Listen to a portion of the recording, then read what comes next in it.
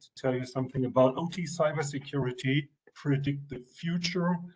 And Dom already said some things about typical attack methods, which are not only happening in the IT, also in the OT, in the operational technology. And predict the future. I can tell you we can't predict the future. But sometimes to know things about the future and the now, we have to go backwards to have a look into the past, to be able to have a clear view into the future. So first thing is the industrial revolutions. We are in the digital revolution in the industry 4.0 at the moment, and you can see the years when the industrial revolutions happened, and it's rapidly evolving. For example, in 1993, Brothers Wright did the first flight ever. Only 36 years later was the first jet flight, the first commercial flight was taken. So it was really rapidly evolving. And even in the informational technology, it's going faster and faster. So and if we look back how fast it's moving to understand where we are and what we at Radiflow are doing is, in 1975, the first personal computer came on the market. It's a long time ago, you think, but it's not. Just 11 years later, the first PC virus came out, was found in the wild. 1 year later, the first antivirus company was founded, McAfee, everyone knows. And 1 year later, the Morris worm was the first worm hitting the network. And the interesting part on Morris worm is that there was a description about a worm moving through a network in a novel from John Brennan. And he wrote that book in the year 1975 and described a network as we know today as the internet.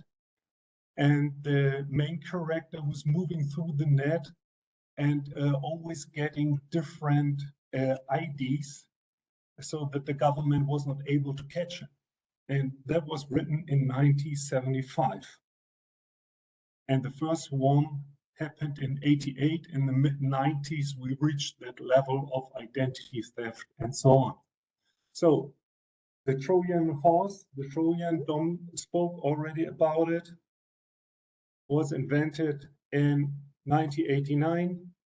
The first polymorph, a macrovirus, came out in 1994 and 95. So rapidly evolving. 2005, ransomware is today everywhere. The first one came out in 2005. So we are since 17 years fighting ransomware attacks. And the first hacktivism, it was already on Dom's agenda, happened in 2011, and it's still there. And 2017 was the year where the most things happened. So we had ransomware attacks with WannaCry, we had the Patia and NotPetya. The NotPetya is not a ransomware, it's just deletingware.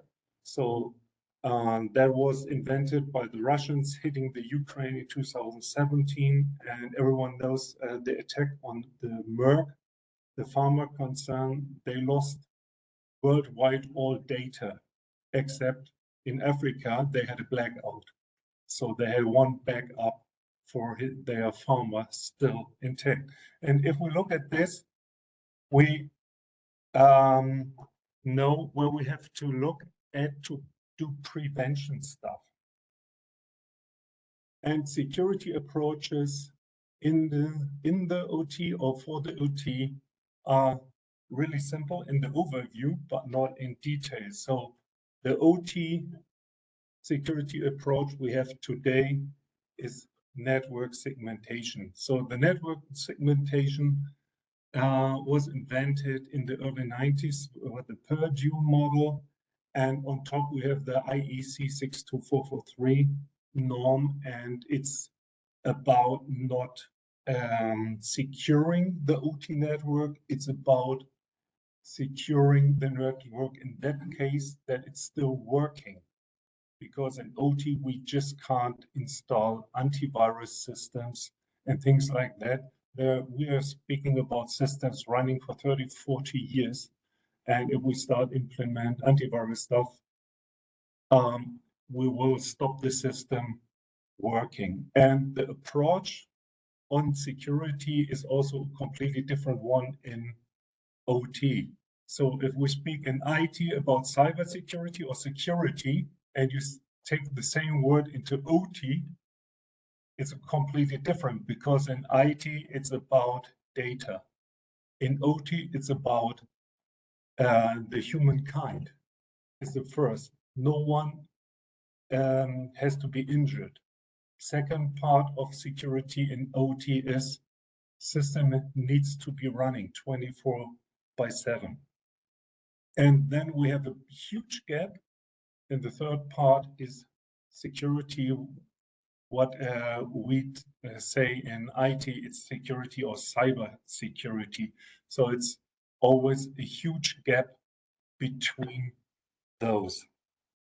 But the security approach after segmentation, what we have is the asset visibility. We can only secure things which we know. And even in IT, the assets are not very known. So nearly no company has a complete CMDB database where all assets in, including asset owner and all asset details. In OT, it's the OT technician. He knows his machine, but he isn't the only person who knows that. So there's no CMDB where a manager can look in and knows what do we have on business processes, what assets we have, which details, who's the asset owner, how it works. And he also do not know anything about the segmentation part. So what we do today is asset visibility. We're getting a digital twin out of the network by reading passive data and putting it into a digital form to be able to handle all those asset information and the alerts which will happen in the network.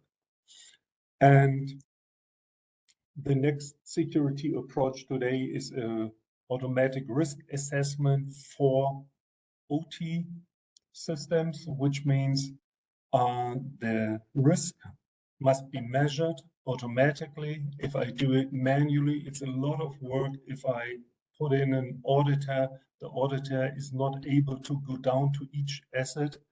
He will, at the end, after 3 months, bothering you, asking for access to all the systems, will tell you you need, for example, an IDS system for your OT network, and that's it. And he gives you a low, medium, or high risk, but you don't get anything about what's the risk status at all, what's the risk status for your business process, what's the risk status for your single asset, how many vulnerabilities does you have, and he doesn't have a threat model in the background which says the common techniques used for attacking. For example, phishing is also included here. Dominic was telling us about phishing already. On the second hand, with all the data we put in from all the attacks we analyze, we can do today a breach attack simulation, which means we know in which industry sector you are, in what country you are, and we put all information from the past of attacks and techniques in it and calculate the risk for it.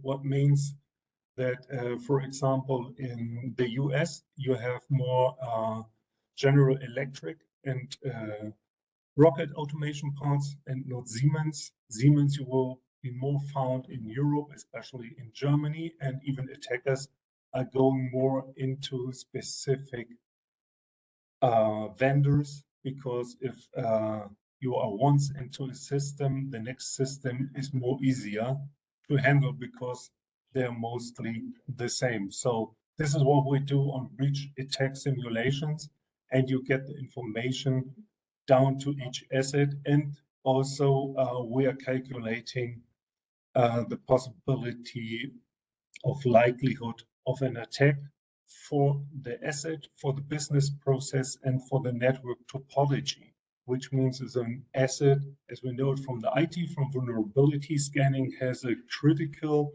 status. I need to patch it. We can tell you, for example, your asset is critical, but the likelihood of the attack is not critical, or it's inside a topology, which is a non-critical topology, because the topology is safe. So I don't have to spend my time on that critical asset. I need other parts of the network where I have to look at, where my network topology, for example, is not on low level. So what means that you save time and can go for the correct assets to secure. And also what we should do is a mitigation and budget planning. So if we know the risk, if we know where the risk is, we are able to set up the mitigations for the systems and for the systems that really need to be secured. So I can set up a plan to go the way in which quarter I like to do what mitigations, and I can put on a budget for it. What do I need on money, on manpower, new hardware, and so on. And if I have already a budget, I can compare it. And that's the security approach today, what we have for OT security. But I was talking about in the beginning, or the title is Predict the Future. And of course, we have a part of prediction. What will come in the future, what we see in the future. We will have more AI-driven risk measurement, continuous AA measurement of the risk level, getting more data insight to give you the more relevant information about risk measurement, because just saying low, medium, high, or critical is not state of the art. This is why we have the likelihood of an attack and of the topology inside the network for the OT. What we also will need in the future will be a loss magnitude calculation about mitigation and loss costs that are different. So today we can calculate the risk, which way the risk will go. So the risk level will drop down, and the mitigation is in the background, and I can fix up what I have to pay for the mitigation. But as Dominic always already said, is you are getting always the budget after an attack. So, but you really want to have a budget after the attack or before the attack. So with the loss magnitude calculation, it would be possible to calculate first the risk, the mitigation and the costs of mitigation, the risk level, and the loss cost will be the third part of it. So if you know how high in money will be the losses of part of the network, if a business process is dropped down, and it will cost me by day, by week, by month, and you will compare it with your mitigation, you will always see that mitigation is cheaper. And this is how the way works, that you can go to your CISO and say, okay, we have a mitigation plan. it's up here with the money, and we have a loss plan. And if we will lose one business process, it's more high. So do we get the budget to secure our systems to lower the risk? That's a very important point. Even helpful for cyber insurance companies, which are at the moment not really available after they had to pay so much money out there, especially in the case of Merck in 2017. 2021, court decided that the insurance company had to pay Merck $1.3 billion for that part.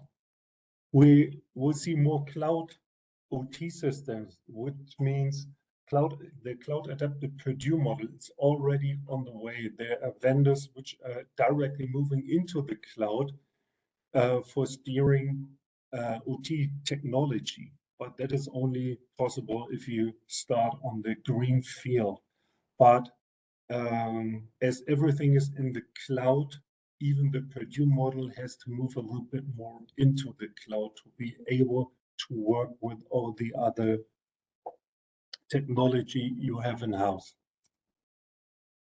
We are looking for hybrid management systems, so container-based, edge and cloud-based systems. So, and not to have such many huge systems left everywhere. It will be more decentralized also. And we will have new OT compliance standards. So standards will be extended, like the EEC 62443 is just updated now, and it's a process that is always updated. The EEC 61580 is coming more and more into focus for OT cybersecurity, and even MITRE ATT&CK has not only the enterprise network framework, it has also the ICS framework, which we also use in our risk measurement tool, and do a mapping on it to show up how to mitigate risks in a correct way. And what we have also in prediction is maybe something that Israel is showing us. Israel is always a step ahead. So as everyone knows, every person in Israel has to join the army for 4 years. And the Israeli army has a cyber force. So they are teaching people cybersecurity. And this is why companies, cybersecurity companies, most of them are invented in Israel, and they have no problems like we have in Europe or rest of the world to communicate with the government. So Israeli government thinks about to install cameras on planes to see if they are hidden by an attack, by rocket attack, or anything happens, so that they directly can act if something happens. Or if you have attack in your company, you have to send pictures and directly log files to the government. It's unbelievable for us in the rest of Europe, but in Israel, the companies say, yes, that's a great idea. So I think this will be maybe also a part in the far, far future on prediction and OT cybersecurity. And if you have more questions about cybersecurity, industrial threat detection, or the cyber industrial automated risk assessment, please just contact Exprivia or us at RadiFlow, and we can help you to protect your systems. Thank you very much.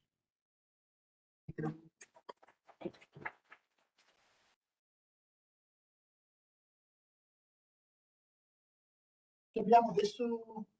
Thanks, Jen. Domenico, pass the commands to Fabiano Malerba. Okay, you go, you do.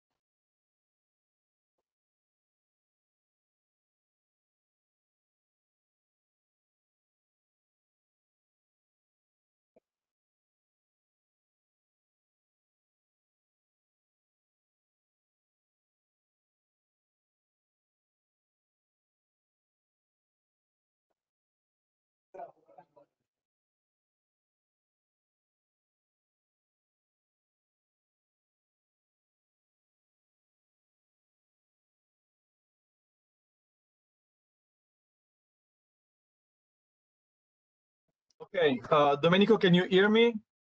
Very well, thanks. All right, so thank you for inviting me, and good morning, everybody. My name is Fabiano Malerba, security researcher in Exprivia, and today we're gonna talk about a specific issue regarding cybercrime activities, especially about sextortion. So there's no doubt that technological expansion has recently changed the online behavior, offering new communication channels, growing internet coverage, and the widespread availability of mobile devices. One of the new emerging manifestations in online behaviors is a phenomenon referred to these rappers as online sexual coercion and extortion. The term of online sexual coercion and extortion have recently been reported by a number of sources with the range of reported scenarios varied in many respects. A comprehensive scan of open source revealed that this very specific kind of cybercrime modus operandi, based in simple terms on blackmailing those individuals whose sexual photo or video was made available in an online environment. So this modus operandi has been utilized in different ways, affecting victims across all demographics. So different ways of outlining the phenomenon of sextortion is under investigations, and were also found along with a great deal of diversity in keywords used to describe it, such as sextortion, sexual extortion, sexual blackmail, webcam blackmail, webcam sex scam, and so on. By the way, sextortion or sexual blackmail consists in threatening to make a victim's private information public, unless the victim pays money for the extortionist. So, sextortion is a serious crime that occurs when someone threatens to distribute your private and sensitive material if you don't provide them images of a sexual nature, sexual favor, or money. So, the criminal may also threaten to harm your friends or relatives by using information they have obtained from your electronic device, unless you comply with their demands. So actually, it is possible to indicate the key elements of online sexual coercion and extortion that appeared in the majority of the reported scenarios. So first of all, we have a material, any material, so information, photos, or videos. So the victim seeks to keep private. Then we have threat. The threat, what a victim would like to prevent from happening. In most cases, the release of material that the victim seeks to keep private. And finally, the value. At last, the value. What the cyber criminal demands from a victim. Of course, money and reputation. So the presence of these elements together in the online environment is essential for the commission of a crime. Italian Postal Police states that during 2021, there were over 5,000 cases of sextortion only in Italy, with a 500% of increase in complaints in the last 3 years. These data, starting from 2020, are reported by the main newspapers, blogs, and online periodicals that address the topic to raise awareness of the dangers of this web and explain what they consist of and how to deal with such extortion. Over 29,000 internet websites were analyzed and 1,400 complaints, and also 137 arrests.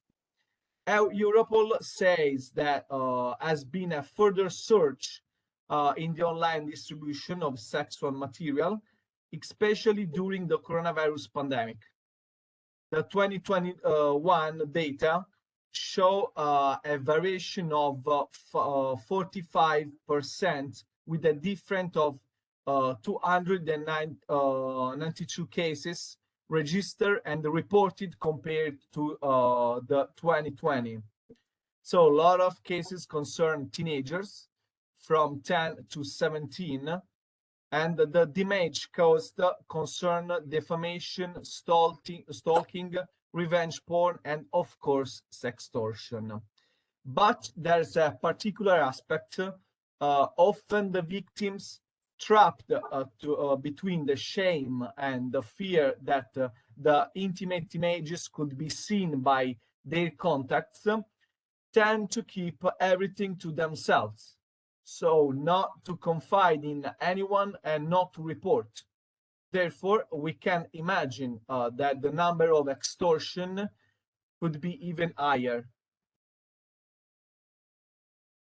In fact, in the period between September 2019 and January 2020, there are a number of unusual spikes in sextortion spam traffic.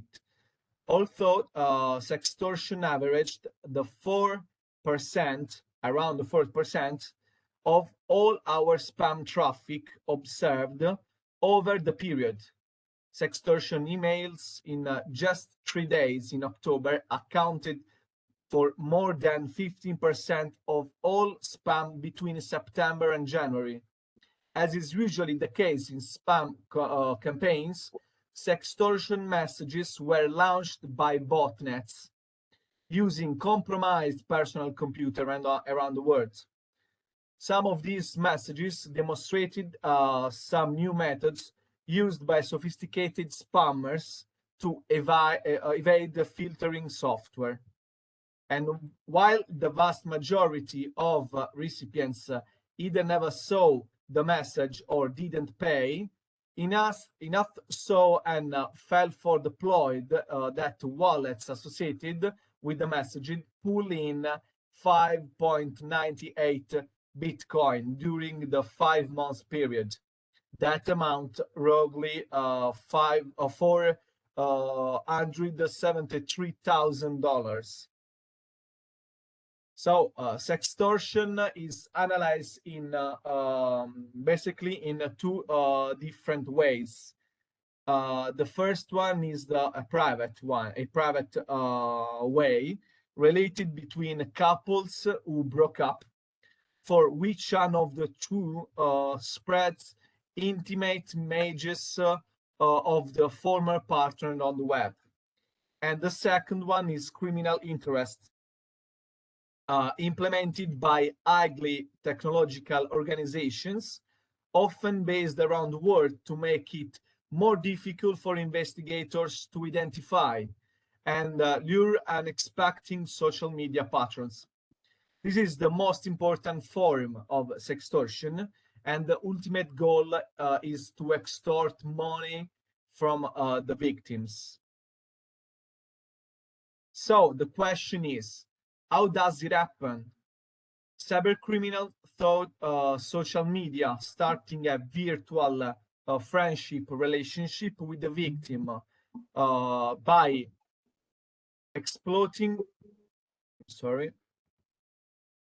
the relationship created and having stabilized a bond of trust and a confidential atmosphere with the victim. They prepared the ground for extortion, and the images obtained are recorded and become the lure's weapon, who start blackmailing the person, almost never settling for a single payment, usually with a double extortion.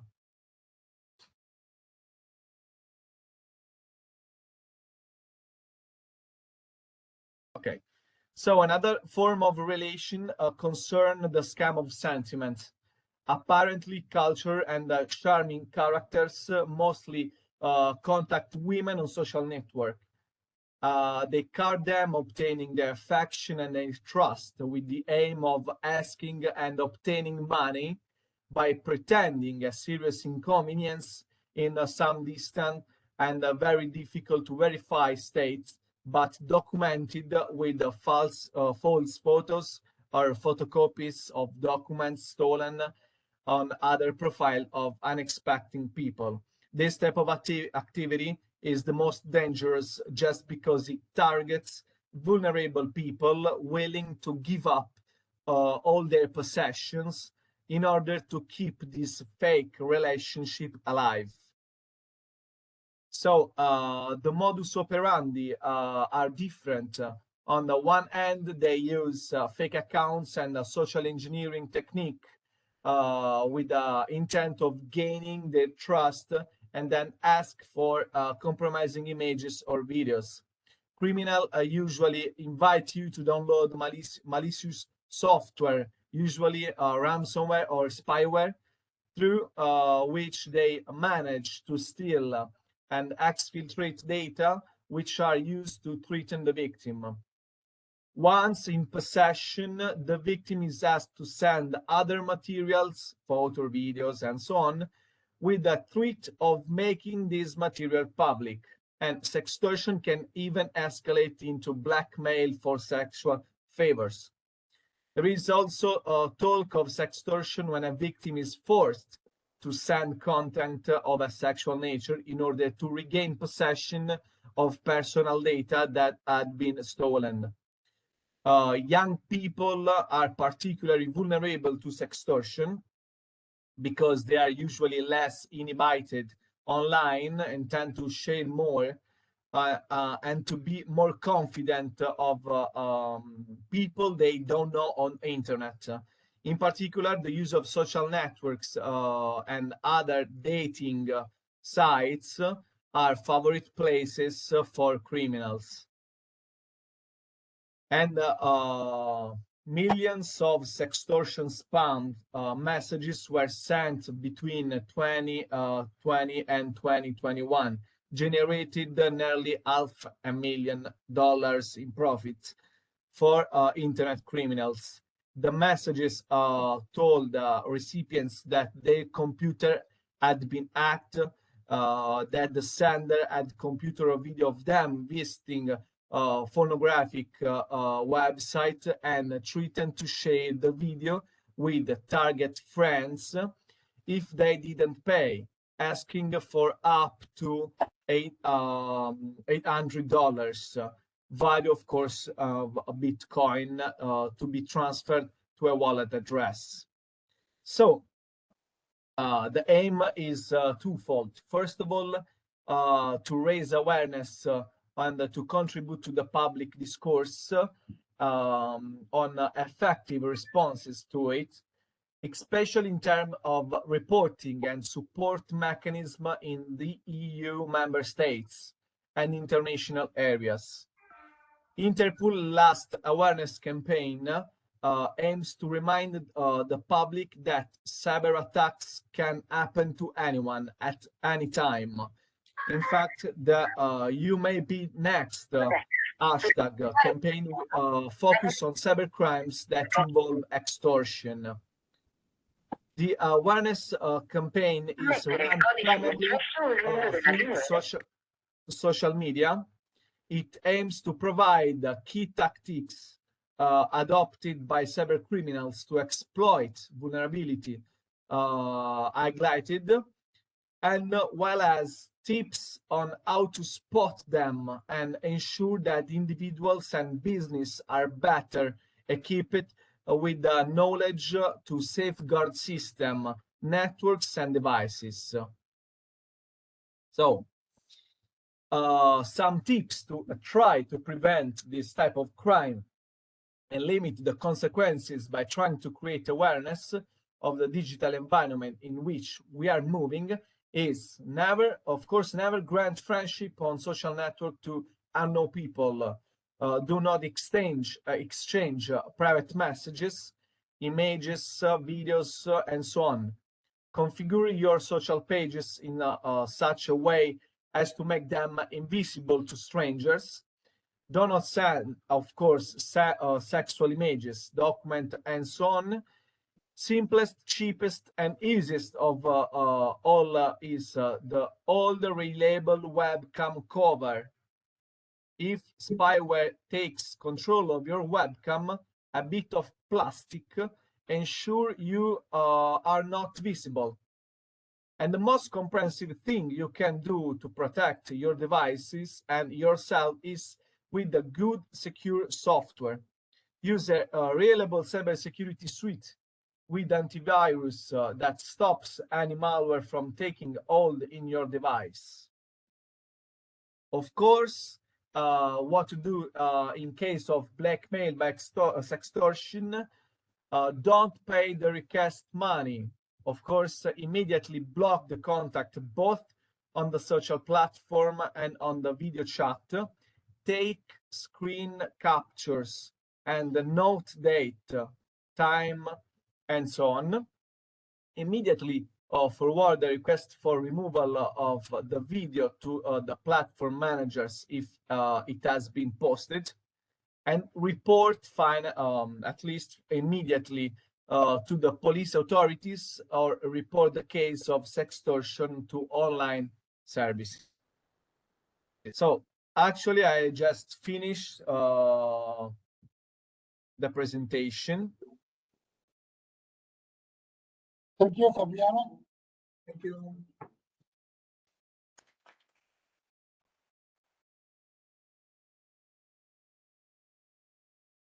Rosita, who's next?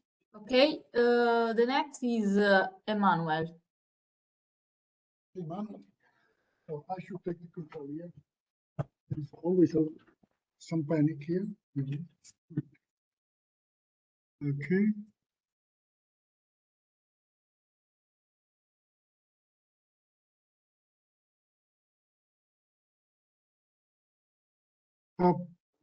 Rosita, you have to pass to me the control. Yes, and Fabiano. Fabiano, pass the control to Domenico, please.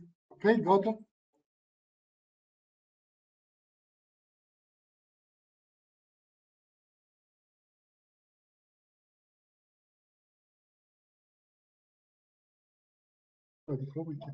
Let's make it again.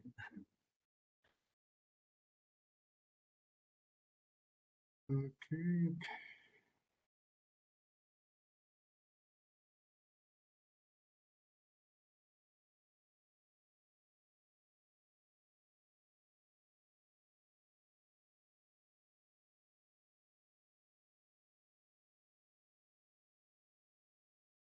No, this one.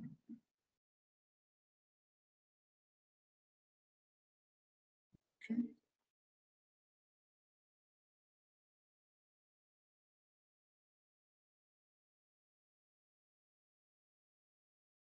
Okay. Emmanuel. In Spanish. The event is for Spanish. Well, as you prefer. I mean, usually the event is for Spanish, so the English is accepted for the speakers. So, for speakers that do not have the possibility to speak Spanish, like me,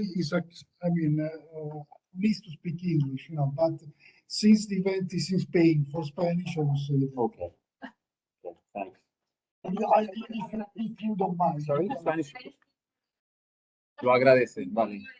But most of the Vale. people here, so I would leave the Spanish speaking Spanish, like Alberto did at the beginning. So. Ya. Vale, pues paso al español entonces. Mi nombre no es Paco Huerta, como lo pone aquí en la transparencia, pero lo he mantenido porque Paco es uno de los vicepresidentes de producto que tenemos aquí en España. Es una empresa de origen español. Somos unos 600 empleados a nivel mundial de los cuales 350 están aquí en España. Y de hecho, las oficinas están un poquito más arriba de la Castellana, en la Plaza Castilla. Y nada, me siento orgulloso de que las decisiones importantes se toman en España, como Domenico me decía que en Exprivia se toman en Molfetta.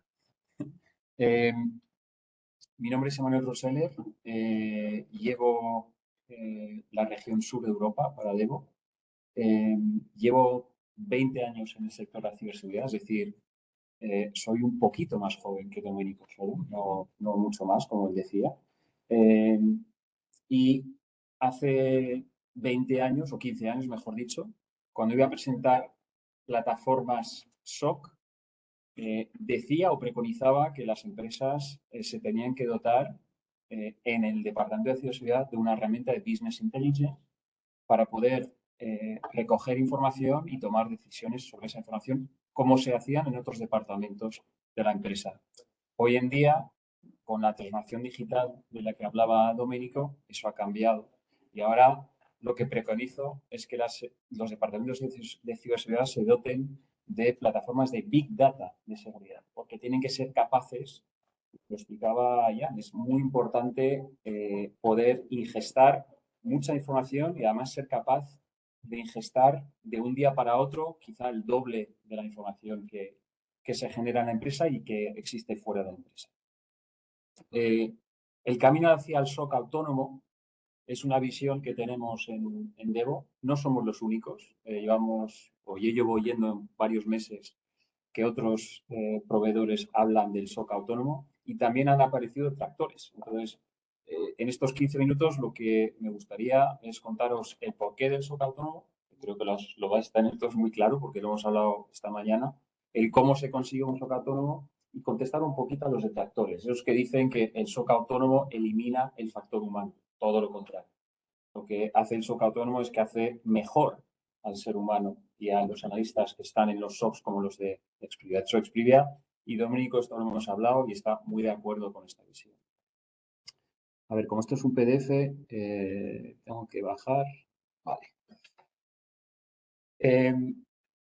Bueno, la detección de amenazas, no voy a decir que en Exprivia se hace así, yo creo que no se hace así ya por la arquitectura y la organización que habéis presentado, que has presentado tú, Domenico, pero en muchos sitios se sigue utilizando el lado izquierdo del cerebro, ese donde está la creatividad, que está muy bien, y esos equipos SOC son personas que típicamente les gusta enfrentarse a retos nuevos, no les gusta tener que enfrentarse a tareas repetitivas, incidentes de seguridad, como decía Domenico, los ataques van a procesarse de malware conocido. Si es así, eso no puede ser a día de hoy. Esas cosas tendrían que corregirse, ¿no? Y el SOC autónomo va en esa dirección.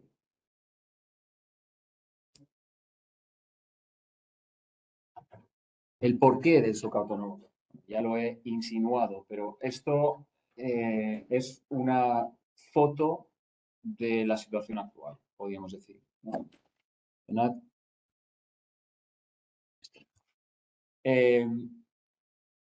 A día de hoy, la mayoría de los SOCs no son capaces de escalar. O sea, las plataformas actuales no fueron concebidas para la transformación digital. Hay una explosión de datos.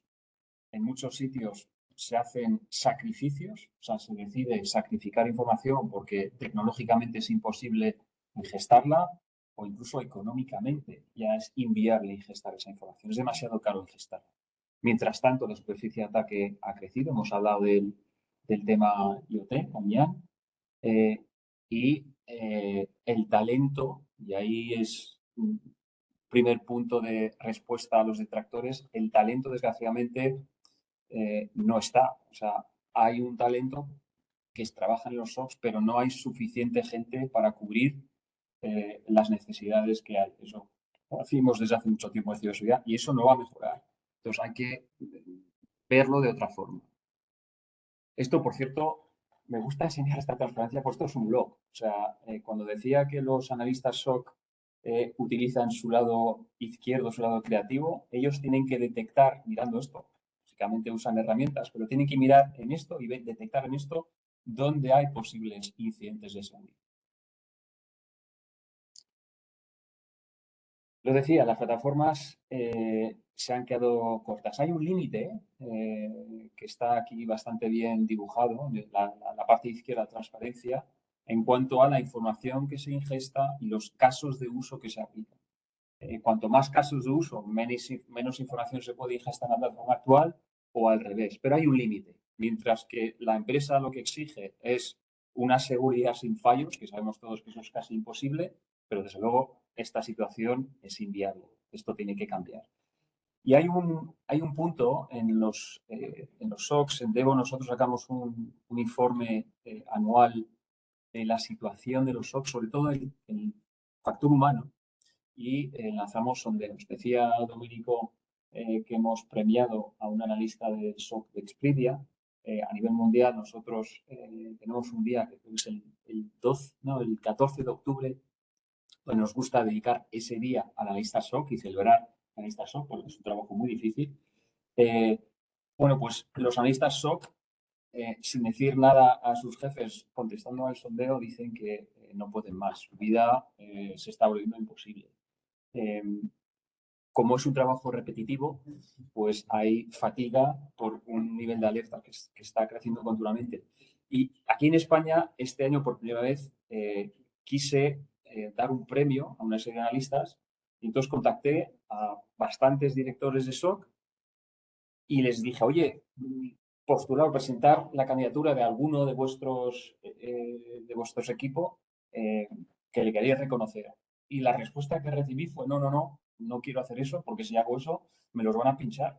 Entonces, yo prefiero no publicar que Juan o Pablo es muy bueno en su trabajo. Prefiero que nadie se entere de eso. Prefiero guardármelos para mí. Eso no puede ser. O sea, en Estados Unidos y en otras partes del mundo eso ya está cambiando. Espero que el año que viene tengamos más candidatos aquí en España. Bueno, esto os podéis imaginar que sí. Lo que digo es que hay que utilizar las dos partes del cerebro, por lo que dice Paco, puesto que he pedido prestado su presentación. El SOC autónomo. Quería definir un poquito lo que es autonomía frente a automatización, porque puede haber un poquito de confusión. Autonomía es lo que podéis leer aquí en la transparencia, es decir, que sin intervención humana o con una intervención humana reducida se puede reaccionar y aprender. Aplicado al SOC, como veis ahora en breve, es que el ser humano y el equipo SOC pueda estar tranquilo de que una serie de incidentes, cuanto más mejor, se estén gestionando de forma autónoma. Voy un poquito más allá. Automatización versus autonomía. Automatización puede ser el termostato que tenéis en vuestra casa, que ahora los termostatos son bastante inteligentes, termostato inteligente, pero sigue siendo la automatización. O sea, como veis ahí abajo, condiciones claras y unos resultados conocidos. Podéis determinar a partir de qué temperatura se pone en marcha la calefacción, incluso sin vosotros estar en vuestra casa, pero sigue siendo automatización. Autonomía va bastante más allá de eso. Tiene que aprender a adaptarse. Lo que he usado para explicar un poquito lo que es autonomía es la rumba. Yo no tengo una en casa, pero en Devo unos cuantos son fans. Y la rumba es un aspirador que aprende. Dejáis objetos en casa y en función de donde os deja los objetos un día frente a otro, pues aprende y no pasa por ahí y va cambiando su camino para dejar vuestra casa limpia, ¿no? Y aterrizo esto a lo que es el SOC, al Centro de Operación de Seguridad. Como veis, yo no estoy preconizando, Devo no estamos preconizando que el factor humano desaparezca. Lo que estamos diciendo es que en la parte de abajo, lo que es repetitivo, tiene que haber suficiente información, y ahora diré cuánta información, los algoritmos necesarios para que el proceso de detección y respuesta ante incidentes que se están repitiendo, que son un poquito distintos, se haga de forma autónoma, sin intervención humana. Y la parte de arriba es donde está el factor humano. Si miramos lo que es un SOC a día de hoy, y eso debería preguntarle a Domenico cómo está en Exprivia, el nivel 1 del SOC normalmente es donde más gente hay. En nivel 2 hay gente más experimentada, o menos gente, a los que el nivel 1 llama cuando no puede responder a incidentes. Y el nivel 3 es el nivel de expertos que ya ellos son los ninja, son los que entran cuando ya no hay otra solución. Sin embargo, en cuanto a carga de trabajo, realmente es más un rectángulo. O sea, el nivel 1 no tiene la capacidad de mirar todo lo que se está generando a nivel de incidentes de seguridad, con lo cual, sin filtrar, muchos pasan a nivel 2 y sin filtrar, muchos pasan a nivel 3. Y es un descontrol total. O sea, no creo que muchos lo reconocerán, pero es así. Entonces, ¿qué estamos diciendo aquí? Pues que se invierte esa pirámide. O sea, que el nivel 1 tiende a desaparecer porque el SOC es autónomo, o sea, que se responde a gran cantidad de incidentes que van a aprovecharse de vulnerabilidades conocidas y se responde a esos incidentes. El nivel 2, ahora quizás un poco más allá para que lo veáis y volveré hacia atrás. Ahí. Es esto lo que estoy diciendo, ¿vale? El nivel 2 tiene más, es la parte de la derecha, ¿vale? El nivel 2 tiene una combinación de algoritmos, inteligencia artificial y factor humano, y el nivel 3, ahí sí que es donde se concentra la mayor parte del equipo, pensando que el equipo, en los próximos años, el equipo SOC no va a crecer en factor humano, puesto que hemos dicho que hay una falta de talento. Pero ahí es donde se centra la mayoría de gente. Que esas personas no solamente tienen conocimiento de la ciberseguridad, sino que conocen bien a la empresa. Hablamos antes de la importancia del threat intelligence. O sea, Exprivia se ha construido basándose, yo creo que muy bien, en el threat intelligence. Pues es aún más importante también conocer bien la empresa en la que uno trabaja o para la que uno da servicio y conocer el riesgo de negocio que puede tener un incidente de ciberseguridad. Iré un poquito más rápido, pero como tengo 15 minutos, prefiero ir a las partes importantes. Y esto es el SOC autónomo. Entonces, he puesto mucho foco en los datos. Las plataformas actuales no están capacitadas para ingestar la gran cantidad de información que se está generando, tanto dentro de la empresa como fuera. Muchas veces yo veo y pregunto a los directores de SOC y me dicen, no, yo he sacrificado los logs de aplicación porque no tenía claro si podían aportarme valor. Error, porque en momentos laterales se están viendo los logs de aplicación. Eso no puede ser. Tenemos que proporcionar a los SOCs herramientas que les permiten ingestar todo y después decidir si el log es necesario o no es necesario. Por supuesto, en la parte izquierda, la analítica. Modelos de Machine Learning en Devo, damos la posibilidad a los clientes de usar los suyos, pero también proporcionamos modelos y tenemos equipos Data Scientists que están especializados en modelos de Machine Learning. Y en la parte de la derecha, la comunidad. Y aquí oía a Domenico, y esta parte quizás me falta de conocimiento de Exprivia, pero decía, nosotros tenemos analistas SOC que trabajan también en los SOCs más grandes a nivel mundial. Pues la idea de la comunidad es un poquito esa, es aprovecharse del expertise que existe a nivel mundial, que para ciertas áreas, por ejemplo, los dispositivos Siemens que existen, pues seguramente hay un equipo muy conocido de expertos, es un equipo reducido. Si se puede uno aprovechar de ese equipo que en los procesos, la plataforma, la forma de llevar el SOC les permite contactar con esas personas de forma puntual para un incidente que tiene que ver con un dispositivo IoT, pues estaría fenomenal.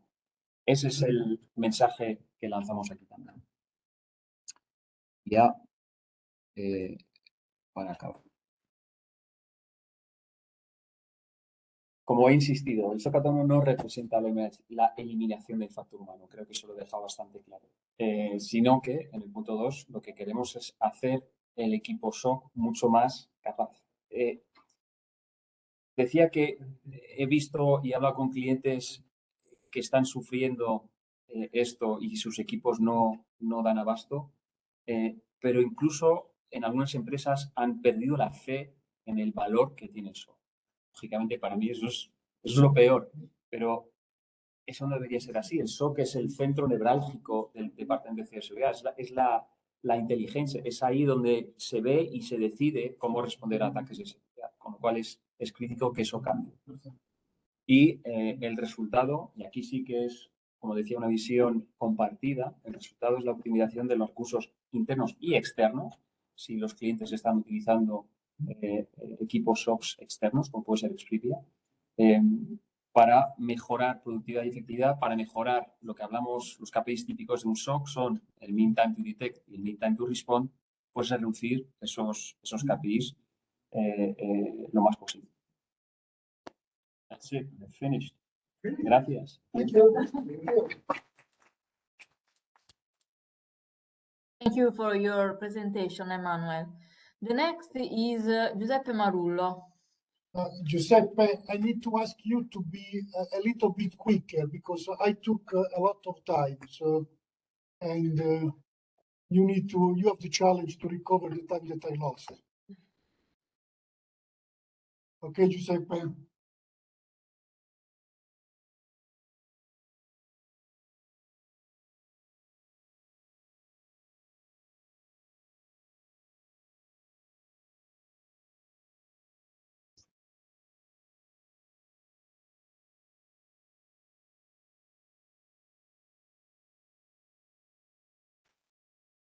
Thank you.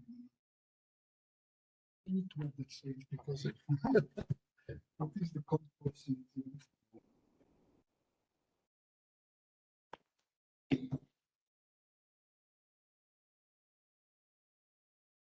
Saying, Okay, can you hear me, guys? no, right, perfect. Okay. Video, I don't know, what are you seeing?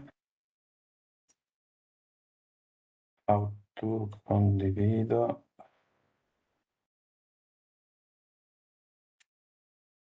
Just 1 second.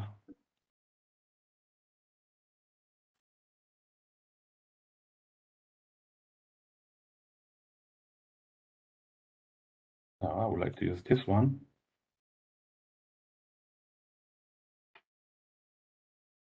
But I don't know what you're saying from here. So this one. Okay. Can you see the title, guys? Yes, Giuseppe. Okay. So I will aim for 20 minutes or less. Then I hope I will be able to squeeze most of the value of this presentation. Okay. So this is a quick agenda. I will be very quick, and basically I will explain what is IoT security challenges, and then we will move quickly to the solution, that is to improve the confidence and create, I would say, a consensus about what could be a very minimal security level for this kind of devices. I'm an OT security manager for services, for OT security services in Exprivia since 2020. Always been involved in security. As you see by the dates, of course, I'm not a well-seasoned guy, I would say. Strong background network security and blah, blah, blah. So whatever, a lot of stuff. So what is IoT? Everybody knows. This is one of the several definitions of IoT, not always involved with the internet directly, at least, and not even a consensus about what IoT is. So this is just one of the more or less wider definitions. More interesting for us is what is the security in this field. This is a very cynical definition, where in IoT, the S stands for security. Translated, there is no security in IoT. Not completely true, but almost true. Since today it's unbearable not to have security involved in this kind of devices. A little bit of history, this happened to me, or my company at least. I came from internet security systems, very involved in security in the early days with 2000 years, you know, the bubble for finance, how to say azione in English, stocks, stock options, stocks and whatever. So basically we got involved in a case where there was a network completely flattened, that was not working anymore. Lo and behold, in the end, it was the vending machine. Basically, the vending machine was spamming and blocking, clocking not only the mail server, but basically the world network. This was the early days. And basically, the IoT security challenges are mostly the same that happened like 20 years ago. Basically, no one really knows what a proper definition of IoT is. It's already always expanding, including whatever. I will make you some examples.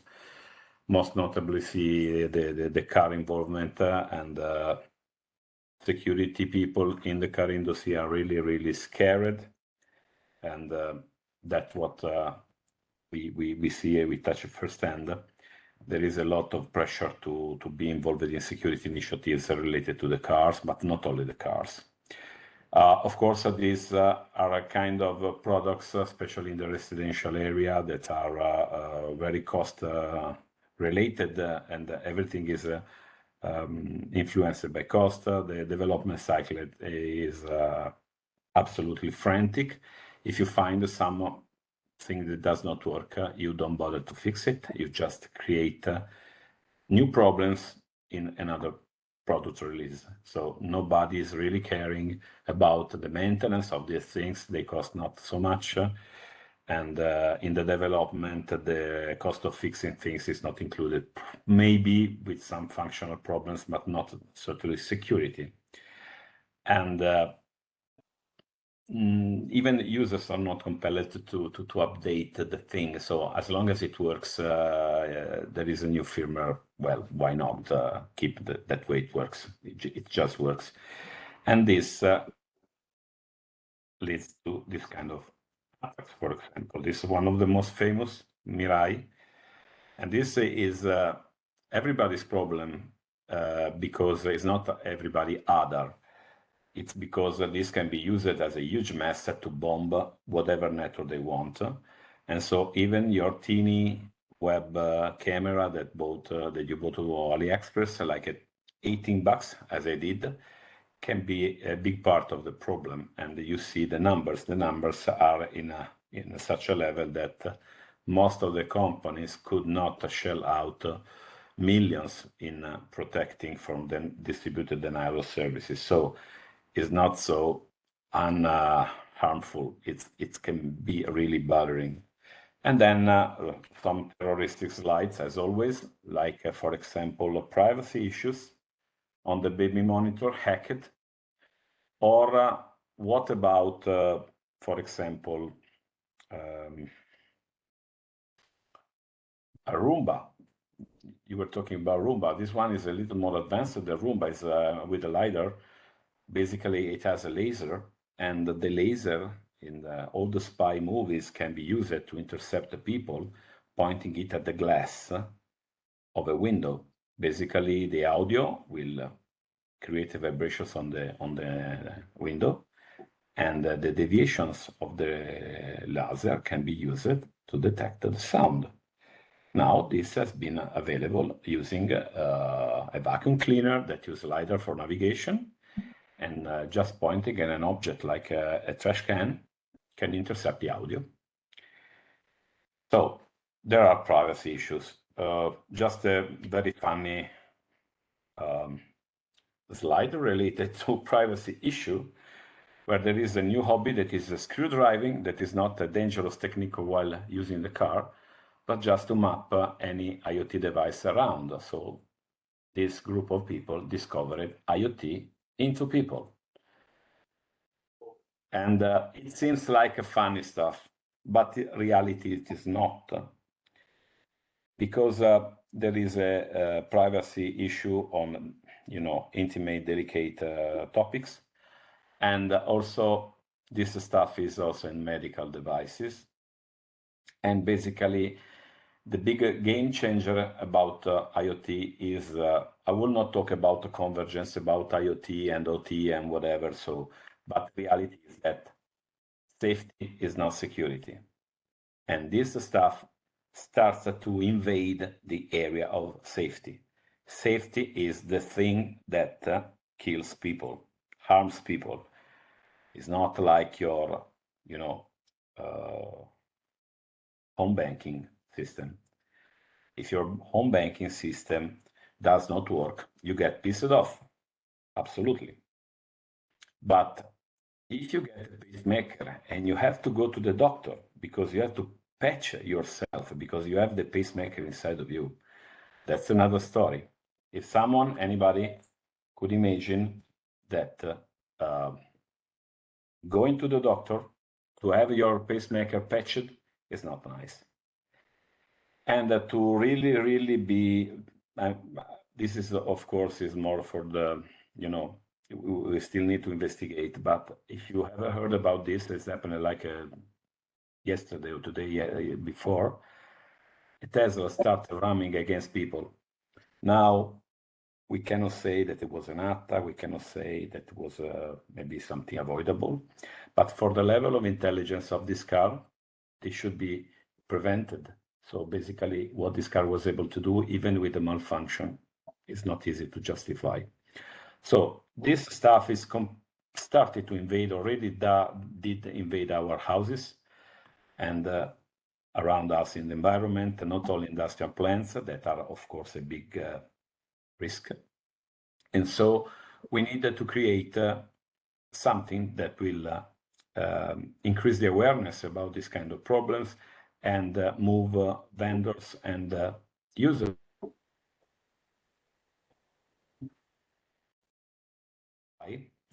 and so there is an alliance on which Exprivia joined that is related to the certification of IoT objects. This means that at the moment is mostly concentrated about residential objects, but they already started to certify more industrial things, and more will come. This is called IOXT Alliance, and IOXT Alliance is related on raising awareness about these kind of problems and to push for certification of objects that will have to obey to 8 pledges that are very easy to understand, but this will create an improvement in the perception of the objects, will drive customer choices when they buy, because we would like to have, I don't know, expiration dates for security updates. So you buy a router, it's very good, it's the top of the pack today, but then you will discover that after 2 years, they go with another Pro model and you stop receiving even security updates. So that is not fair, and we should push vendors to put an expiration label, like when you buy your meat, your cheese, and says this will be guaranteed for 5 years in terms of security patches. This is not mandatory today. Nobody, not all people does, not all companies does. We would like to have it in explicit on the labeling, like you buy a food, something like that. So this is the people change it here, but behind the wheel of IOXT, there are big irons of the internet. So Facebook, of course, a little, a irony that they have go appointed for the privacy. That's okay. Google, Amazon, and also there are telco behind. These are the kind of people. Shopping. What is that? Probably started to fill my audio. I don't even use, by the way. They are invading us. Even IoT is considered a mobile phone is an IoT device for the sake of these approaches and the new development. So also we will explain a little better. But anyway, we joined the alliance, and there is a program for certifying the devices. Just to avoid to be, I have to cut a long story short here because I'm already on 12 minutes. Basically, there are 2 ways of certifying things. One is self-certification, and here Exprivia could help. And the other one is going through authorized lab certification. We are already building the lab, so we hope to pass the accreditation process very soon to provide directly the service. Just a very quick, this is the most important slide. These are to give you a quick idea of what we are going to check.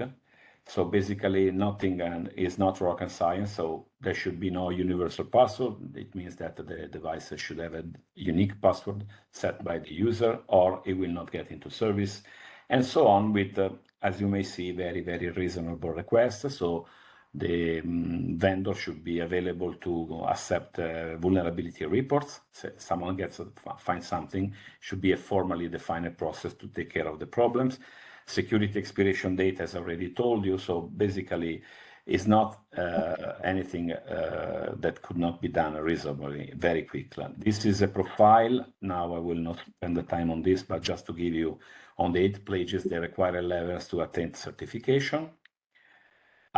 We are affiliated, that is a statement of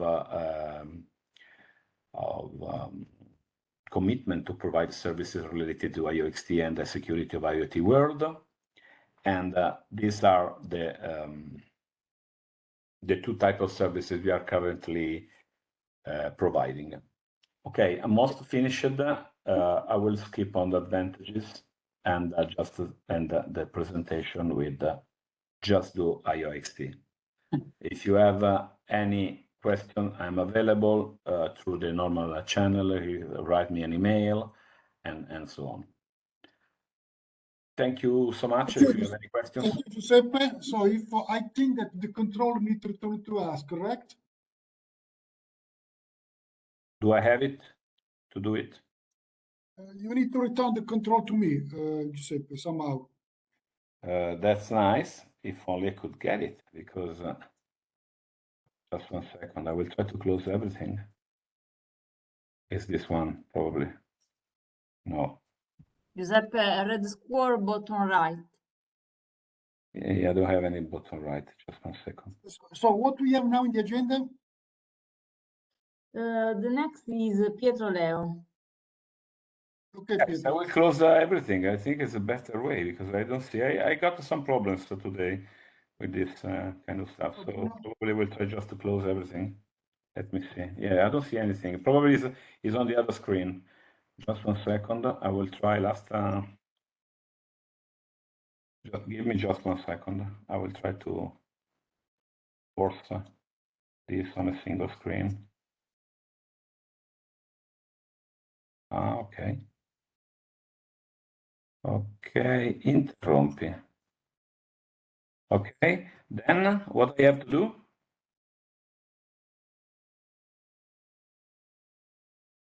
Can you hear me, guys? I can hear you, but What I have to do now? I can switch to someone else. Who? We'll put back to Rosita. If I Okay, the can. control is No, on. Domenico control. Sì. So it's okay. Thank you.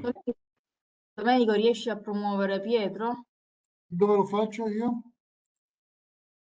ai partecipanti?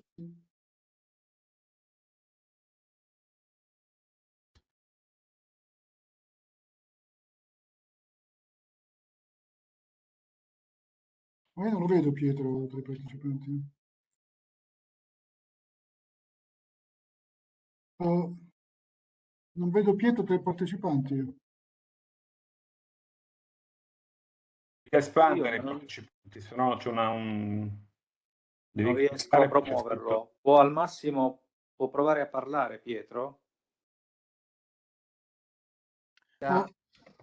Lui riesce a parlare, però non riesco a promuoverlo. Quindi se avete voi le slide, le girate e lui commenta. Ma Pietro mi parla. sentite? Mi sentite? Sì, ti sentiamo Pietro, però non riusciamo a vedere le... Tu gli hai mandate le tue slide? Sì, le ho mandate a Rosita. Sì. Se le Quindi, Rosita, le ti proiettate promuovo. Rosita, ti promuovo e condividi tu. Va bene. Pietro Leo. Allora, Pietro, mi dici nel momento in cui devo passare alla prossima, Sì, next, così capisco, ok? va bene.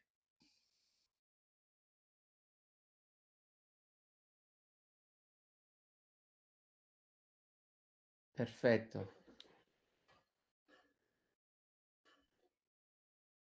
Ok, dai, cercherò. I will try to stay in.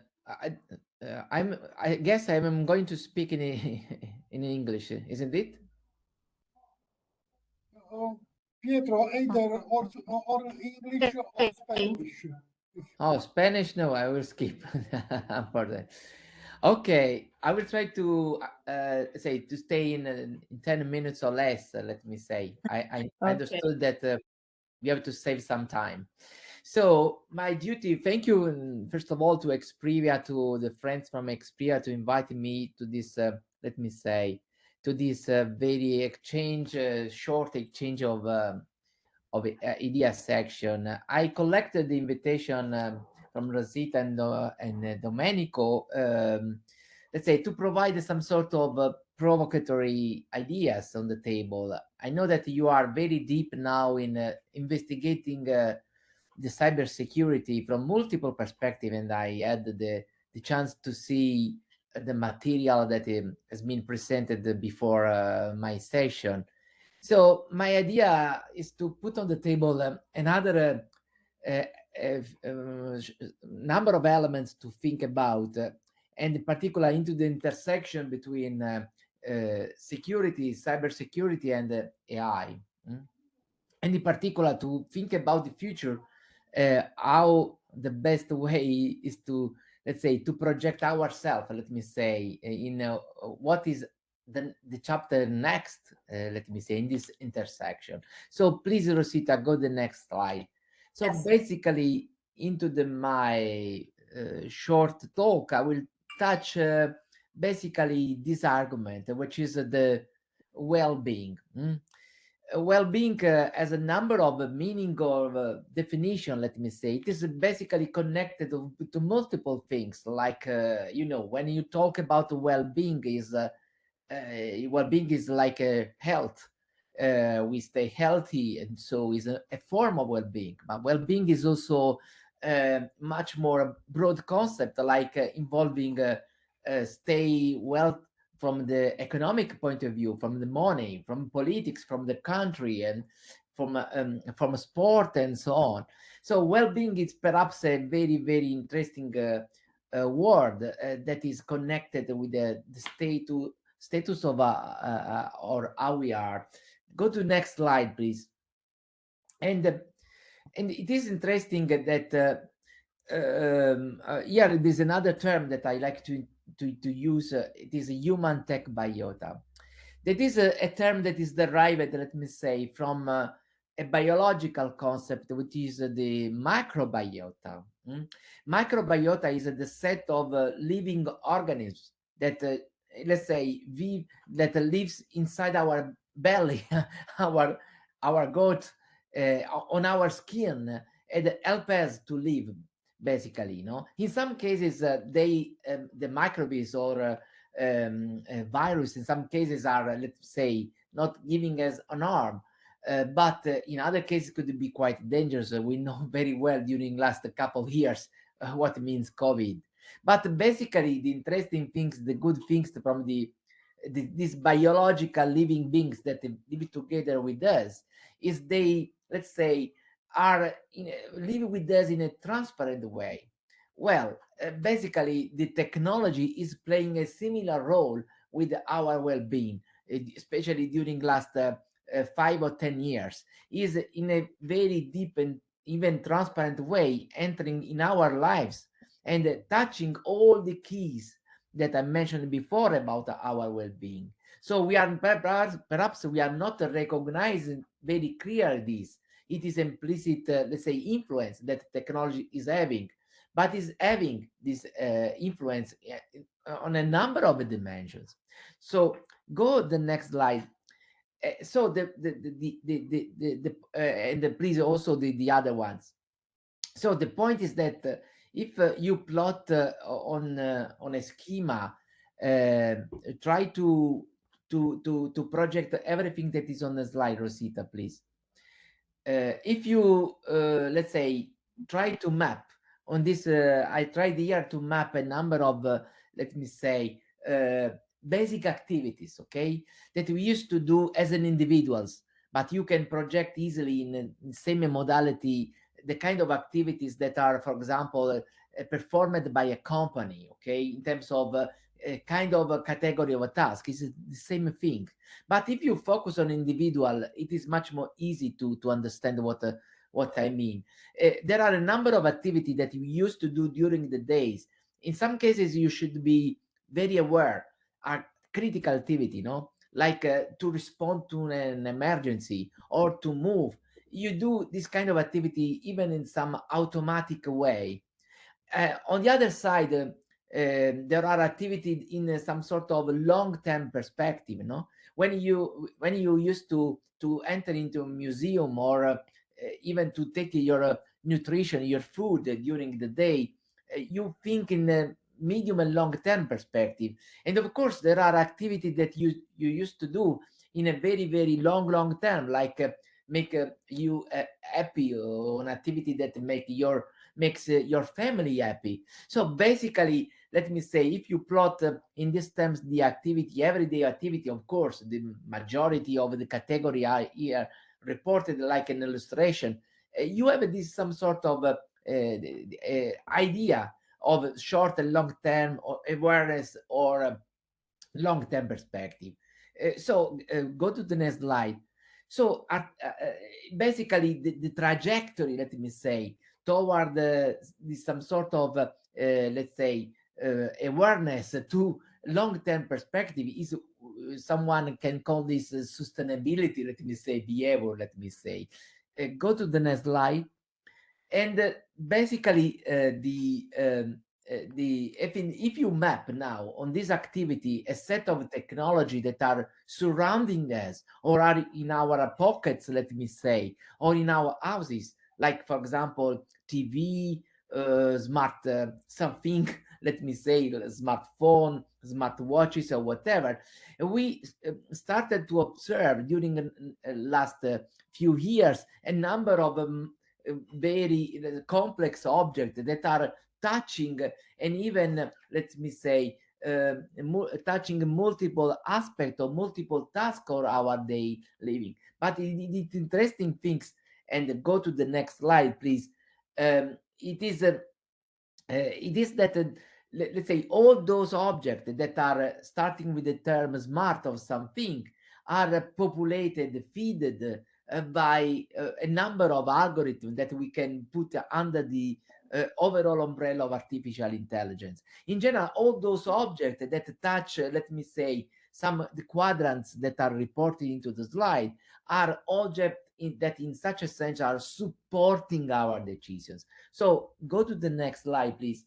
So basically what is the trajectory now? And the trajectory for me is that the next wave, and now going to the name of the presentation, no, what is active intelligence for me?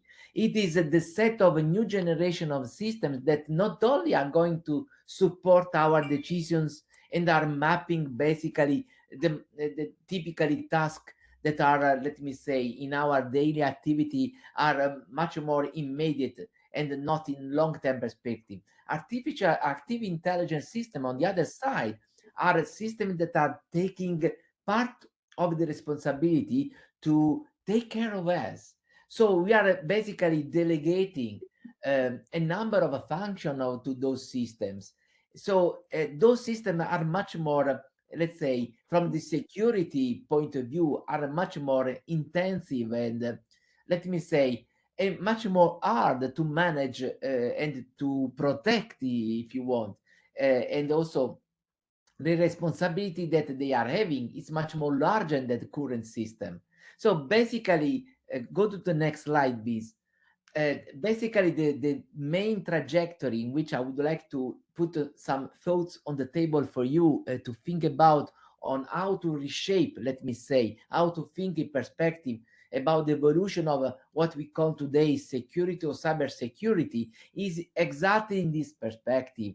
How, let me say, to protect not only current system and a current futuristic system that are using and leveraging artificial intelligence, But the true challenge is how to protect, let me say, a system that we can call active intelligence system that will be more or less autonomous, and we take care not only, let me say, of standard things that we do, but even touching very, very profoundly what we used to do, let me say, with our family or as an individual, like happiness. This is the true challenge from my point of view.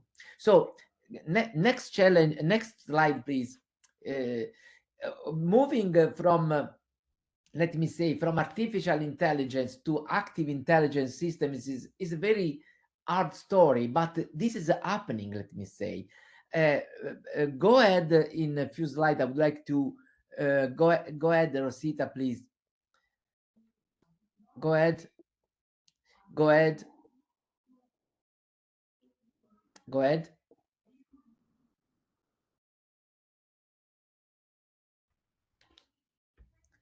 Go ahead. Go ahead. Let's jump. Let me say, what is artificial intelligence? And go straight. Go ahead. Okay, I would like to talk. Okay, stop here, please. To the limit, risk and limit. So moving from artificial intelligence systems that we are used to be quite popular, especially during last few years, in terms of even let's say we are touching a number of artificial intelligence toys, let me say, no, that are providing a number of services.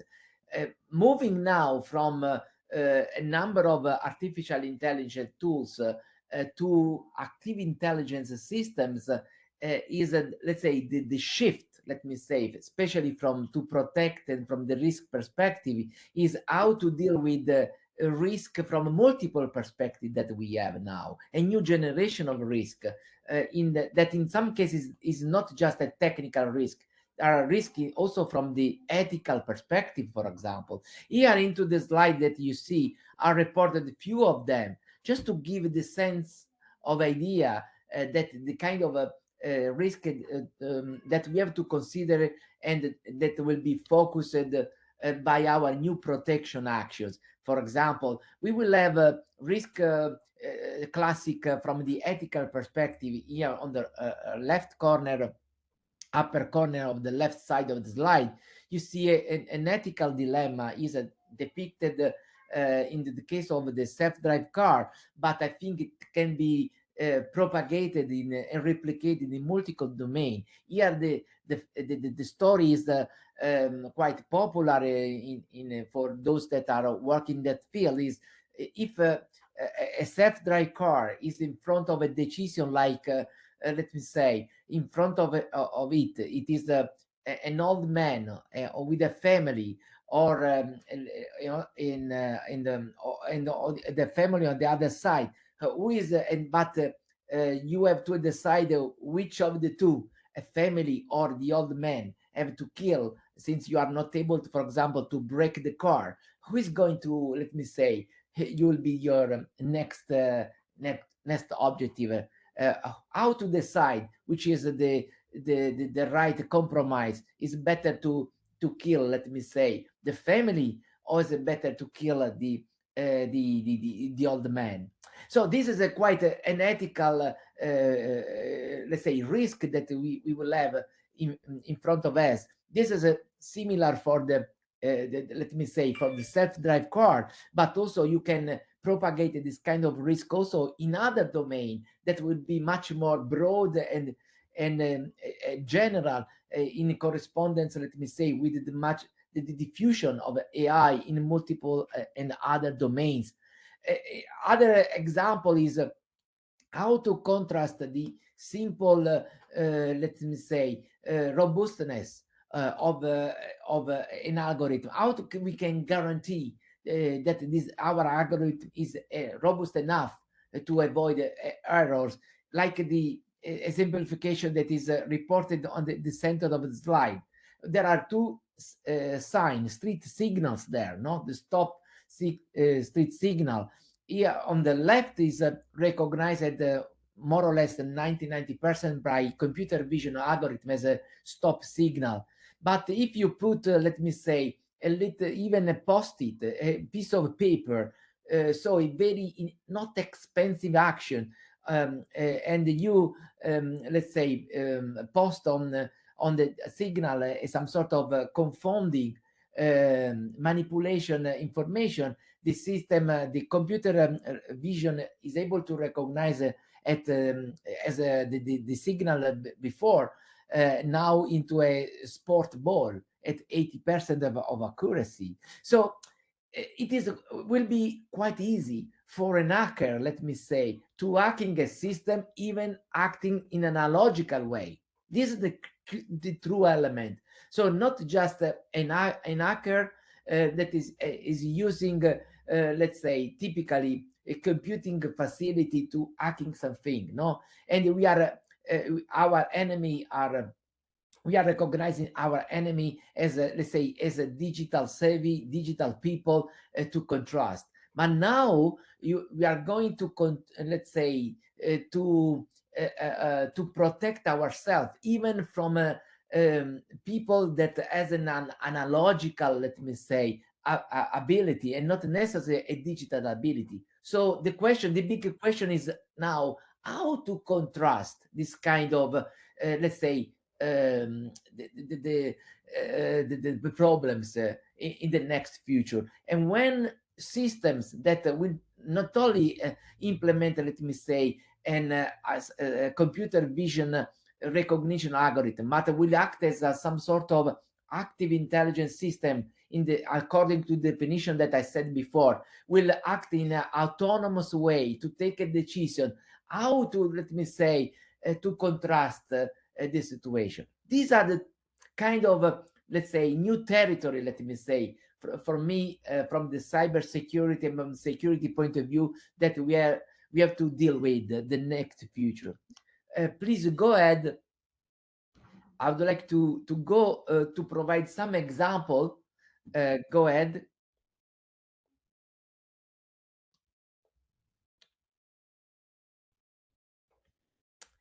Yes, please go ahead. Go ahead. Yeah, you are coming back, perhaps. Yes, go ahead. Go ahead. Go ahead.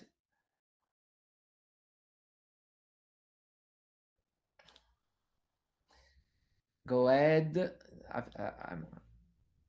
Go ahead. Go ahead. Go ahead. Go ahead, please. Go ahead. Go ahead to the next slide. Stop here, please. Go. Yeah, go back a couple of slides.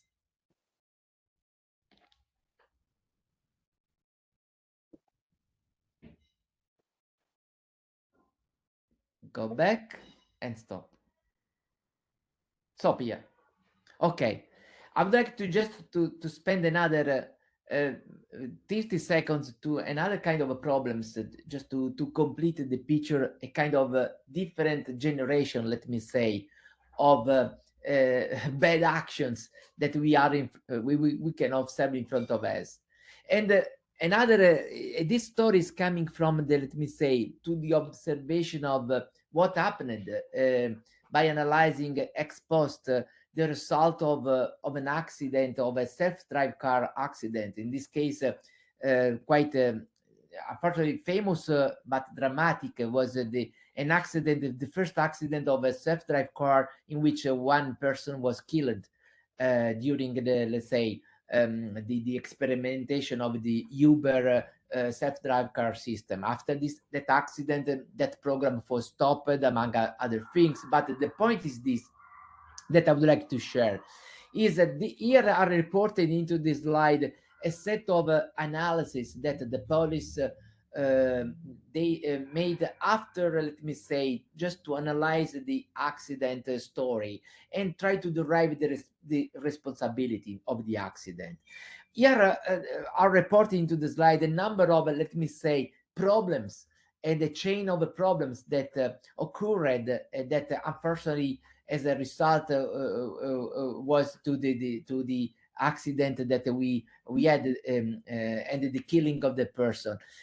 okay, the interesting things here to observe from my point of view are not necessarily the kind of errors that are probably we are familiar to see in our days, like the fact that the driver was inattentive in that moment during I know even you are sitting into a self-drive car as a driver, you have the responsibility to take the control of the car just in case, let me say, something goes in a bad way, like in this case that the car was not able to recognize the obstacle that was in front of the car for some reason. So there was some technical problems, the inability of the car to recognize the obstacle, and the problem into the human problem, like the driver that was not able, let me say, to take the control of the car. But the interesting things from my point of view that we have to observe is another kind of errors that was under the category of automation complacency. And this is, from my point of view, a new generation of risk that we have to take in account, and also to protect in a fully way our system in the next future. That means from one side you could have a let me say a technical problem, on the other side you could have a human problem, on the other side you could have a problem in which, let me say, you have some sort of conjoined a connection problem of the two things. The fact that in particular when we humans are used to a technology and we started to delegate a number of actions to this technology, at a certain point we trust so much the technology that let me say we lose completely the control of the technology. So basically, sorry, can you speed up, please? Yeah. So basically, this is the observation. Just to close and to go quickly to the end. Go ahead into the slide, please. Go ahead and go to the.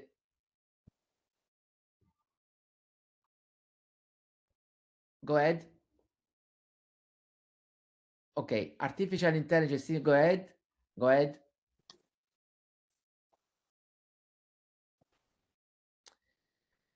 Stop here, please. Okay. Now the new territory, no? So from the before, I try to in a very let's say quick way try to depict and show on the table that there are a new generation of risks. Basically, this is a nutshell that we are going to deal with. Especially those risks will be much more strong when we are shifting from poor artificial intelligence world to some sort of active intelligence world. Now, I would like just to give you just one example of what is an active intelligence system, just to give you an idea that this sort of system will be in our hands, and we have to think about how to protect this kind of system, and a new generation of system will be needed. As the case of, for example, of this bicycle that you are seeing on the slide. So the problem here is the pollution, no? To access in our city and to avoid to breathe polluted air. There are multiple ways to inform citizens about the problem, like, for example, to outright bans means that, for example, allow cars with a specific criteria to enter in the city and other car no. Or other possible option is to inform the citizen that at your risk will be, let me say, the fact that you are entering into the city and specifically in specific road instead to other road. But there is also another third modality that in this case is called the active vehicle. Go the next slide, please. That is providing, this is a research exercise that we did in IBM Research jointly with the University of College of Dublin, where my colleague invented this bicycle. Basically is a bicycle, an electric bicycle that is able to sense the surrounding environment and modulate the effort of the environment of the bicycle, the electric engine, to let during, let's say, the effort to breathe less air, bad air as possible. So this is an active bicycle. Basically, the intensity, the effort that someone has to put on the table is into the ends of the bicycle. Oh, this is an example of active systems, and this is an example of a systems basically that needs to protect now and should be protected not only from the, let me say, from the technical point of view, also from the human point of view. Just to conclude, I would like to go to the conclusion, which is now the solution. And I would like to go ahead, please, Rosita, to the slide, to go to the not the last, the last slide, last one, just to give the last message, considering the short of the time is short. So the answer is to basically to create a system with trust inside. And the trust is a systemic story. A systemic story means that we call responsible computing. The problem that I showed you before basically are just examples, let me say, of a kind of a new generation of problems that will be in front of us. And there is a consortium that is being created under the umbrella, the ONG organization, that is taking the problem from the overall 360-degree perspective. Responsible computing means not only, let me say, to secure a system from the cybersecurity attack point of view, but secure the system also from the trustworthiness, is called in this case, in the case of AI, to let the system be robust enough to cope with these a much more, let's say, larger set of problems. So I stop here. I took my time, perhaps even more, but I invite to go to this website to see the full presentation, where there are also the slide that I skipped, and I hope that that I was able to transmit at least some key message to stimulate your curiosity. Pietro, this looks much more an invitation to visit Puglia rather than your website. You're right. Ciao Pietro, see you in Montreal. Okay, bye-bye. Ciao. Dai, Pietro, thank you. Next is Alberto Roman. Okay. Looks like you're familiar with the laptop. It's my laptop, that's not with laptop in general, yes. Ok. Bueno, pasaremos a usted otra vez. Para no herir a los asistentes remotos. English, please. Bueno, pues Alberto Román, soy el responsable comercial de SysDig para Iberia y me acompaña mi compañero Gonzalo, que es el preventa asignado para las cuentas que tenemos aquí en España y Portugal. Entonces, bueno, como tenemos poco tiempo, yo creo que vamos...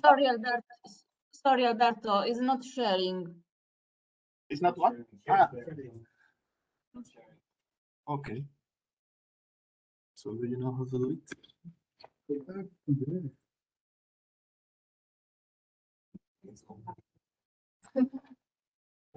Bueno, pues nos saltamos lo más marketingiano, no os voy a contar lo grandes que somos, los clientes que tenemos, todo este tipo de cosas, y pasamos directamente al contenido. Y simplemente remarcar que desde SysDig, un poco el planteamiento que tenemos, nuestro objetivo es ayudar a los clientes a desplegar aplicaciones nativas de cloud de una forma segura y confiable. Y todo ello asegurando pues, los compliance, incluyendo normativo y compliance. Y digo segura y confiable porque tenemos varias soluciones dentro de la caja y hoy pasaremos más a detallar la parte de seguridad, pero os invito a todos a visitar nuestra web que hemos renovado recientemente la semana pasada, por si queréis entrar en más detalles. Lo que nos encontramos a día de hoy es una nueva realidad y entiendo que este gráfico, si consigo pasar el slide de alguna manera, que este gráfico os resultará familiar. La única diferencia seguramente entre unos clientes y otros será qué grado de adopción tienen unos frente a otros, es decir, ya la nube ha venido para quedarse, el porcentaje de adopción será mayor o menor dependiendo del cliente, dependiendo de la industria. Pero bueno, hemos puesto las principales nubes como referencia. La mayoría de los clientes ya estáis desplegando contenedores, Kubernetes, Docker, lo que sea, la tecnología que sea, transformando vuestras aplicaciones y adoptando esos nuevos paradigmas de CI/CD y siendo más ágiles en la entrega de nuevos servicios y nuevas soluciones.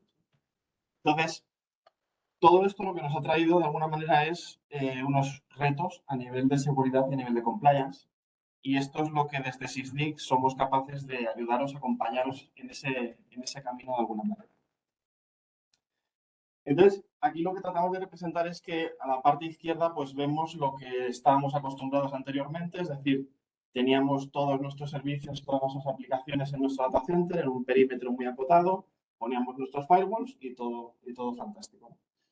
Y todo este mundo de contenedores, de cloud, etcétera, pues nos ha llevado a una nueva realidad, que es lo que aparece en la derecha, que es que todo se ha difuminado y tengo cargas de trabajo on-prem, tengo cargas de trabajo en nube, tengo diferentes, dependiendo de la estrategia, pues tengo PaaS, tengo SaaS, tengo IaaS, tengo lo que sea, pero ya no tengo una forma con un enfoque tradicional de asegurar y de dar compliance a todo lo que son mis activos.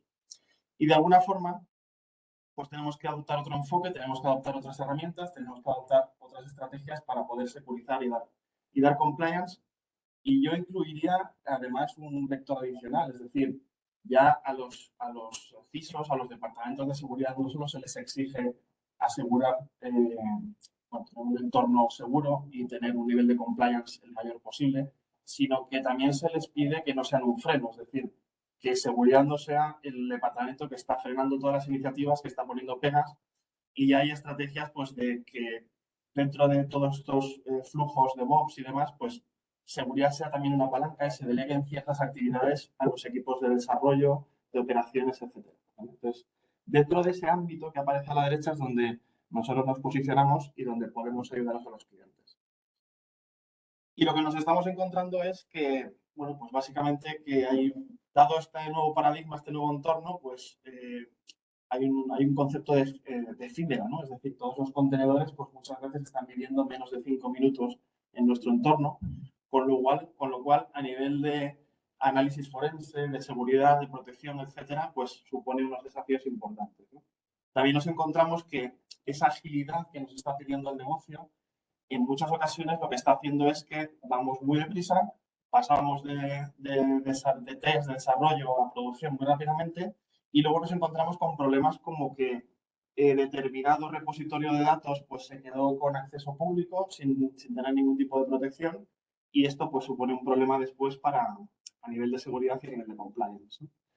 Y también nos estamos encontrando lo que aparece a la izquierda, que es que ya esa presión que están teniendo los equipos de tecnología por desplegar nuevos servicios y nuevas aplicaciones con mucha más rapidez, pues está haciendo que si anteriormente las compañías desplegaban nuevas versiones de software cada 2 o 3 veces al año, pues ahora esa nueva realidad ya es que hay una presión para desplegar pues incluso diariamente, ¿no? O semanalmente en algunos de los casos. Entonces, ¿cómo damos respuesta a todo eso desde SysDig? Bueno, pues ayudamos a los clientes a acotar la parte de vulnerabilidades que hay en sus pipelines y en su ejecución de software. También les ayudamos a controlar la postura de seguridad en cuanto a configuraciones y permisos, la parte de detección y respuesta a todos esos riesgos y la parte de compliance, ¿no? Ahí es donde nosotros nos movemos. Y todo esto con un enfoque basado, yo creo que diferencial, basado en open source.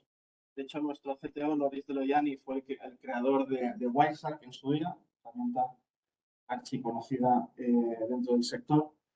Y con esa misma filosofía, pues creó SysDig Open Source y posteriormente Falco, que se está convirtiendo pues, a día de hoy en uno de los, un estándar de facto para todo lo que es análisis de riesgos en el entorno de contenedores y Kubernetes y extendiéndose a la nube igualmente.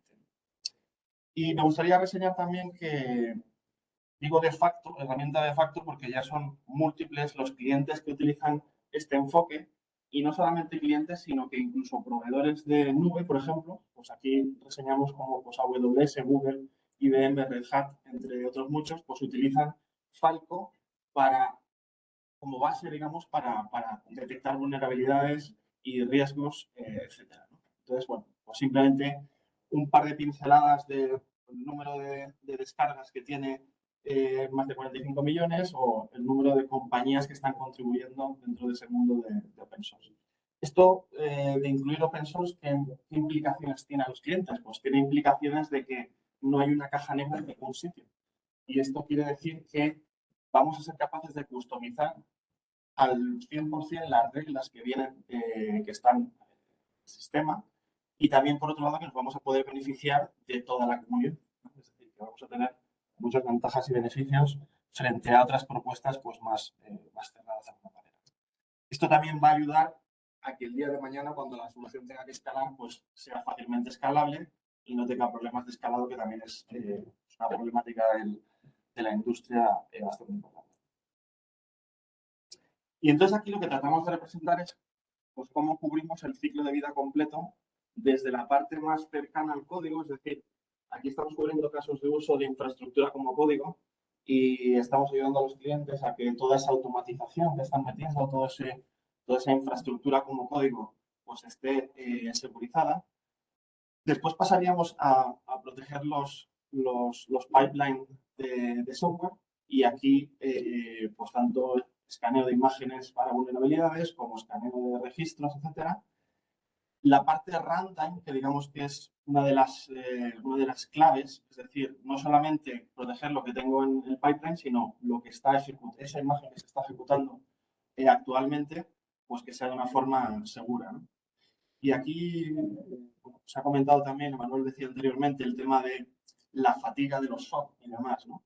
Nosotros, con un enfoque diferencial, lo que estamos haciendo es, teniendo esa visibilidad de los pipelines y de lo que está corriendo en la ejecución, somos capaces de combinar esa información y damos a los clientes la posibilidad de hacer una priorización de alarmas, de alertas y de riesgos, ¿no? ¿Eso qué quiere decir? Que no voy a tener que centrarme en las 3.000, 4.000, 5.000 vulnerabilidades que tengo dentro de mis pipelines, sino que me voy a centrar específicamente en cuáles son las vulnerabilidades críticas más importantes y que además afectan a la ejecución.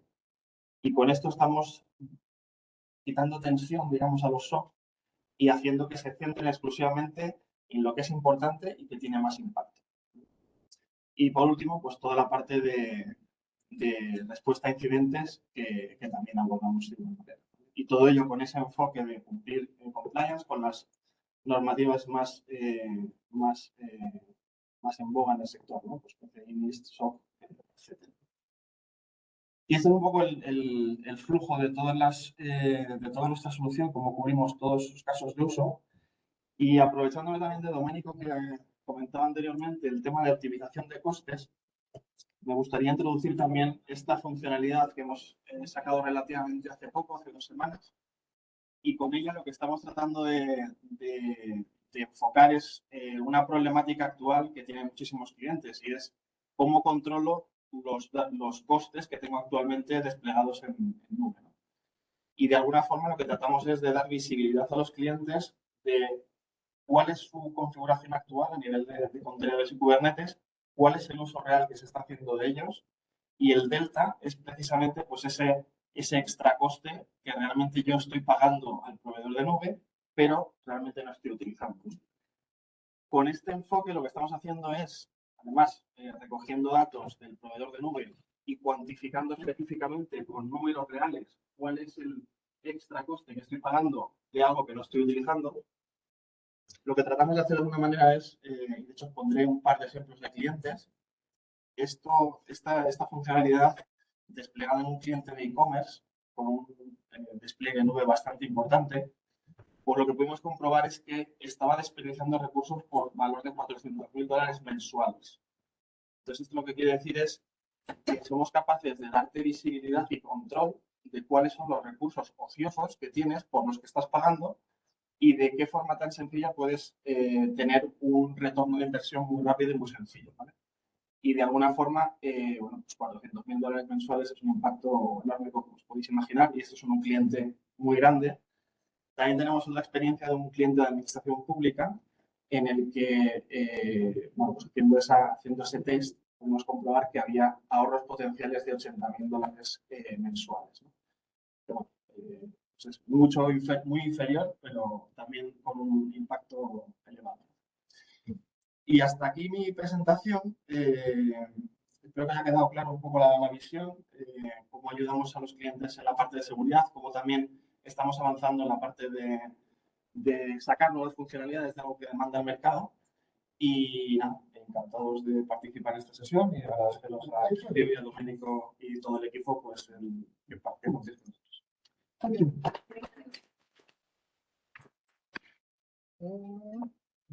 Let's see. That's me. Okay, let me see. So I think that we should have the last speaker. He had, we are a little bit delayed. It's a little bit.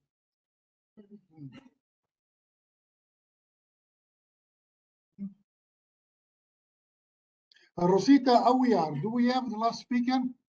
The last speaker, the next speaker is Sergio Martinez. Sorry. The last. Sorry, Sergio. Hi, hello. Apologize for the late. It is what it is. So, I mean, so please go. I'm sharing my screen.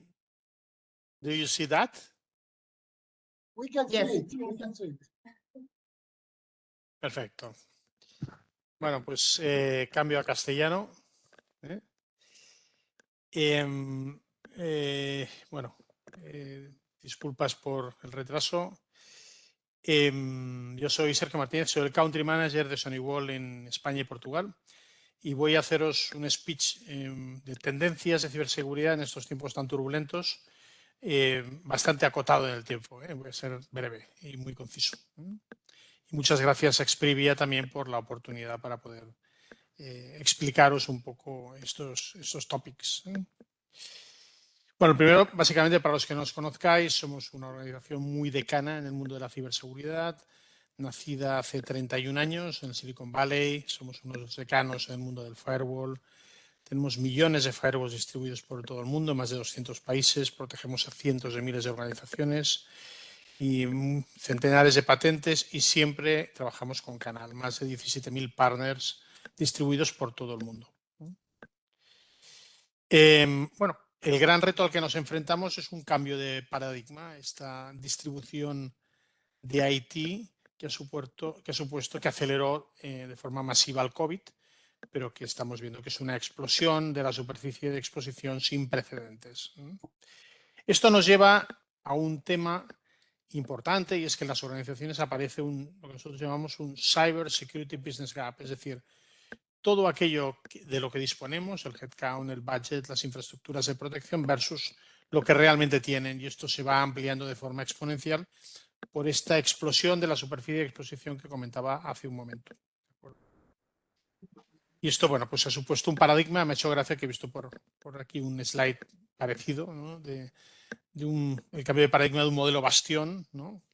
A uno más parecido al de un aeropuerto.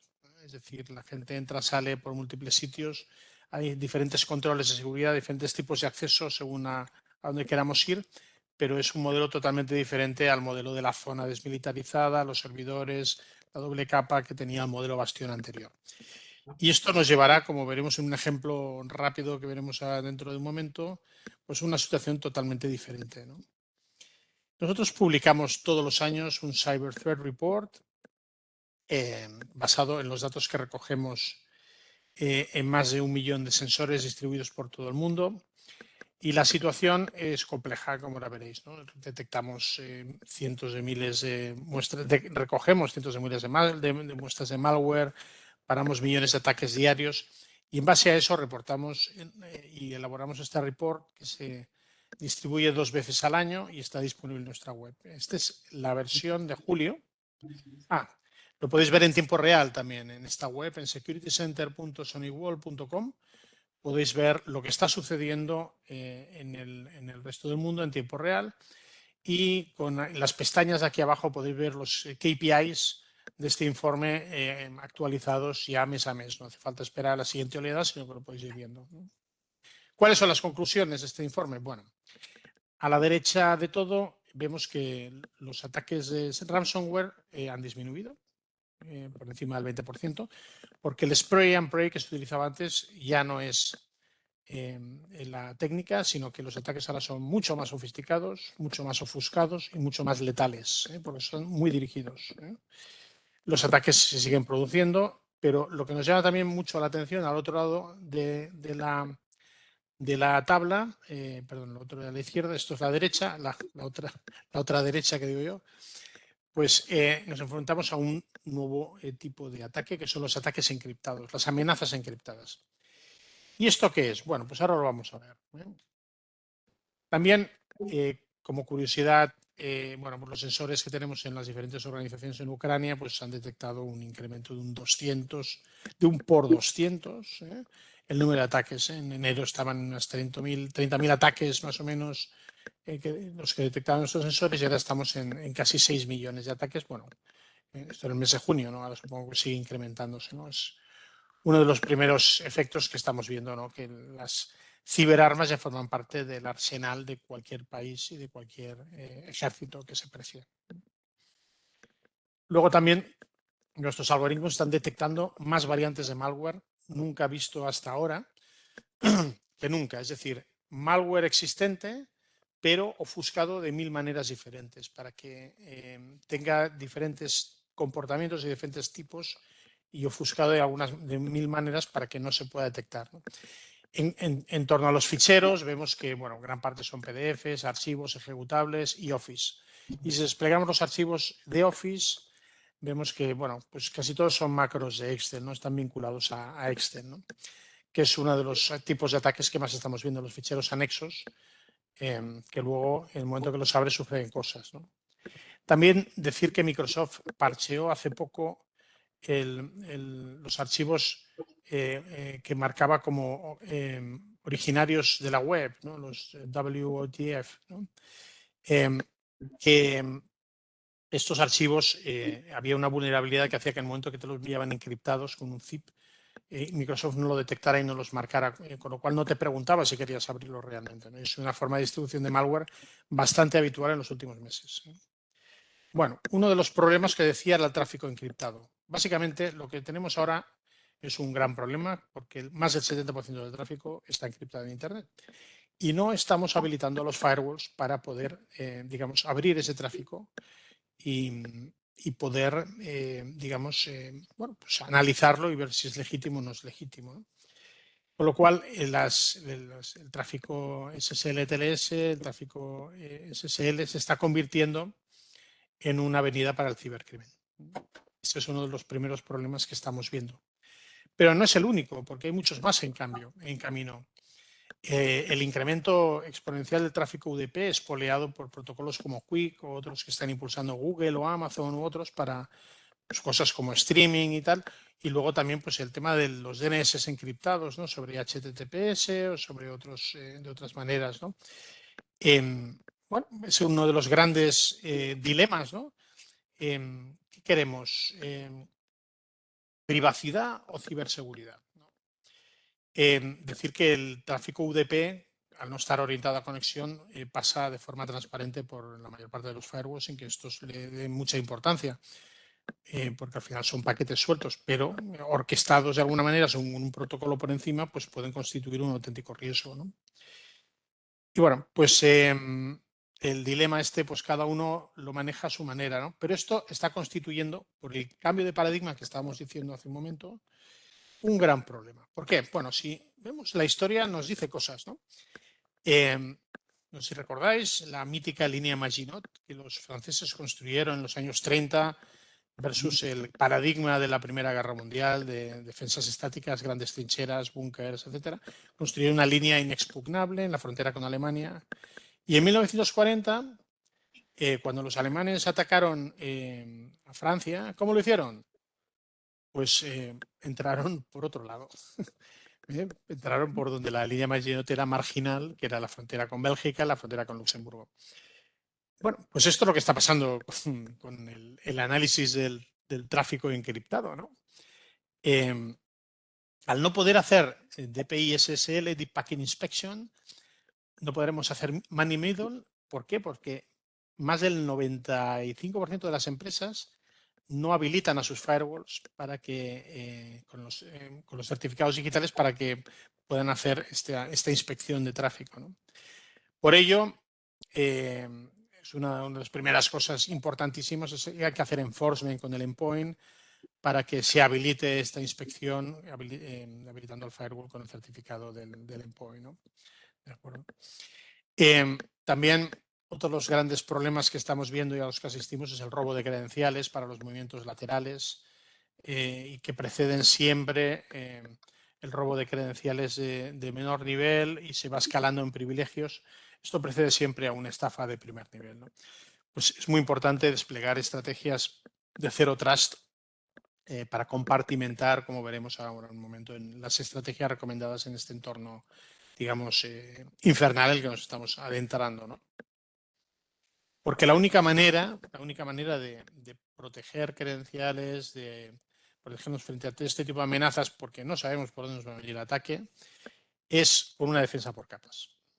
Donde el firewall, dices, bueno, si el firewall no es capaz de inspeccionar el tráfico encriptado, bueno, puede serlo. Y también existe mucho tráfico que controla el firewall y el firewall realiza muchas tareas de telemetría. Con lo cual, la pieza central de la defensa es siempre el firewall, una defensa en profundidad, ¿de acuerdo? Pero hay que ir añadiendo capas, como veremos ahora. Entonces, primera recomendación, defensa por capas. Los ataques son cada vez más sofisticados, son de corte desconocido, muchos como hemos visto, y creciendo de forma exponencial. El ransomware es cada vez más inteligente y la única manera es compartimentar como hacían en el pasado, ¿no? Con diferentes murallas, diferentes, digamos, organizaciones. Bueno, esto es un ejemplo, ¿no? En Acre, la defensa de Acre en los últimos tiempos de las cruzadas, ¿no? Otra idea, visibilidad central para detectar y responder, ¿no? Esta defensa por capas necesita una cierta coordinación. El uso de la inteligencia artificial ayuda a esta coordinación. Hay que estar preparado también para aislar partes de la red que pudieran haber sido comprometidas, con lo cual compartimentar es otra de las recomendaciones. Y sobre todo monitorizar para evitar los account takeovers, el robo de credenciales. Ya lo decía antes, las estrategias Zero Trust que empezamos a desplegar de forma, digamos, sistemática son de las cosas más efectivas que podemos hacer, ¿no? La tercera recomendación es tener capacidades para detectar lo desconocido. Bueno, pues sí, evidentemente, pues todos los fabricantes desplegamos inteligencia artificial, nuestros motores de sandbox y nuestros algoritmos de propiedad y patentados detectan miles de variantes de malware que otros no hacen. Tenemos una gran capacidad para ello. Hay que tener en cuenta también lo que decía antes, que el 70% del tráfico o más está encriptado según la organización, con lo cual, bueno, hay que usar este tipo de estrategias. Es decir, que no todo nuestro portfolio, somos muy conocidos por el firewall, pero tenemos, además de los firewalls que protegen cientos de miles de pymes por todo el mundo, tenemos pues, también endpoints, tenemos protección del correo electrónico, tenemos access points con funcionalidades de firewall, tenemos switches, tenemos accesos de módulos de acceso remoto, etcétera, etcétera. Y todos disponen de la misma estrategia de protección con el uso de los sandbox avanzados y los algoritmos de detección de malware desconocido. La cuarta recomendación es, ojo con el acceso remoto, en este entorno en el que estamos distribuido, donde trabajamos en cualquier lugar y podemos estar en casa, en la oficina, de forma híbrida, pues es muy importante asegurar el acceso remoto. Y lo más importante son los credenciales, que son la joya de la corona que decía antes, ¿no? Para ello, como mínimo, hay que pensar ya en dobles factores de autenticación, que la Unión Europea ya ha recomendado en todos los sistemas bancarios, por ejemplo. Ya sabéis que los factores de autenticación son algo que sabes, algo que tienes, algo que eres, pues hay que utilizar dos de ellos. Normalmente algo que sabes y algo que tienes, pero bueno, hay gente que utilizaría también algo que eres. También estrategias de tunnel all mode versus split tunnel, hay que hacer pasar todo por el firewall el tráfico en la medida de lo posible, no permitir accesos laterales, hacer un always on VPN para que todo efectivamente pase por el firewall. Y bueno, ya he comentado hacer otras. Luego los endpoints, muy importante, no todos son de la misma confianza, con lo cual en función del endpoint que se conecta, a pesar de ser el mismo usuario, también hay que compartimentar. Y bueno, pues esas son las estrategias. Y por último, la última recomendación, y ya finalizo mi intervención, es todo esto tiene que tener un TCO y unos costes disruptivos para que lo pueda pagar una pyme. Entonces, nosotros somos expertos en esto y llevamos mucho tiempo trabajando con organizaciones de todo tamaño. Y bueno, pues nosotros, nuestros licenciamientos, por ejemplo, solo son del nodo activo, aunque sea un HA, lo cual abarata muchísimo el coste de cualquier estructura. Nuestro coste de inspección de gigabit es de los más bajos de la industria y tenemos una tecnología que ha sido probada durante decenas de años en pymes con inteligencia artificial y tecnología de último nivel que está presente en muchísimos sitios del mundo que son muy críticos, como también, bueno, pues ejércitos, ministerios de defensa, pero también en pymes, o sea, cubrimos todo el abanico. Y esta es mi intervención. Yo creo que más o menos he cumplido en tiempo. Y bueno, pues muchas gracias y si queréis alguna aclaración me podéis escribir. Aquí abajo tenéis mi dirección de email, mi dirección de Twitter también. Y bueno, pues para a vuestra disposición. Muchas gracias. Gracias.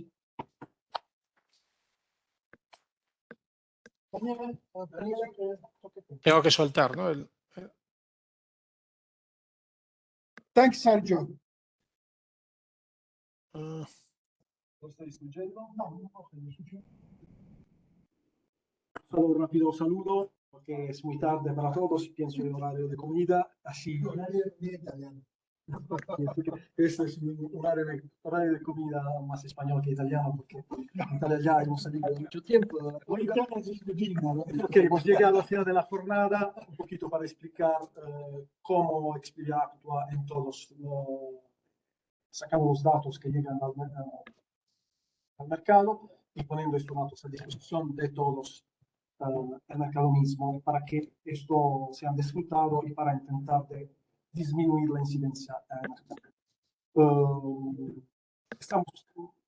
Yo pienso que esta es la llave. Nosotros trabajamos para dar un servicio a nuestros clientes y también un poquito a toda la comunidad. Yo pienso que la adopción de este punto es suficiente, así pienso que solo me queda desear las gracias para atender a esta reunión y decir que estamos tratando de ampliar nuestro servicio también a otros países, en lo cual tenemos la nuestra oficina. Muchas gracias a todos y esperamos de quedar de nuevo juntos. Thank you. Okay, thanks everyone. We can close the meeting. Ciao. Ciao.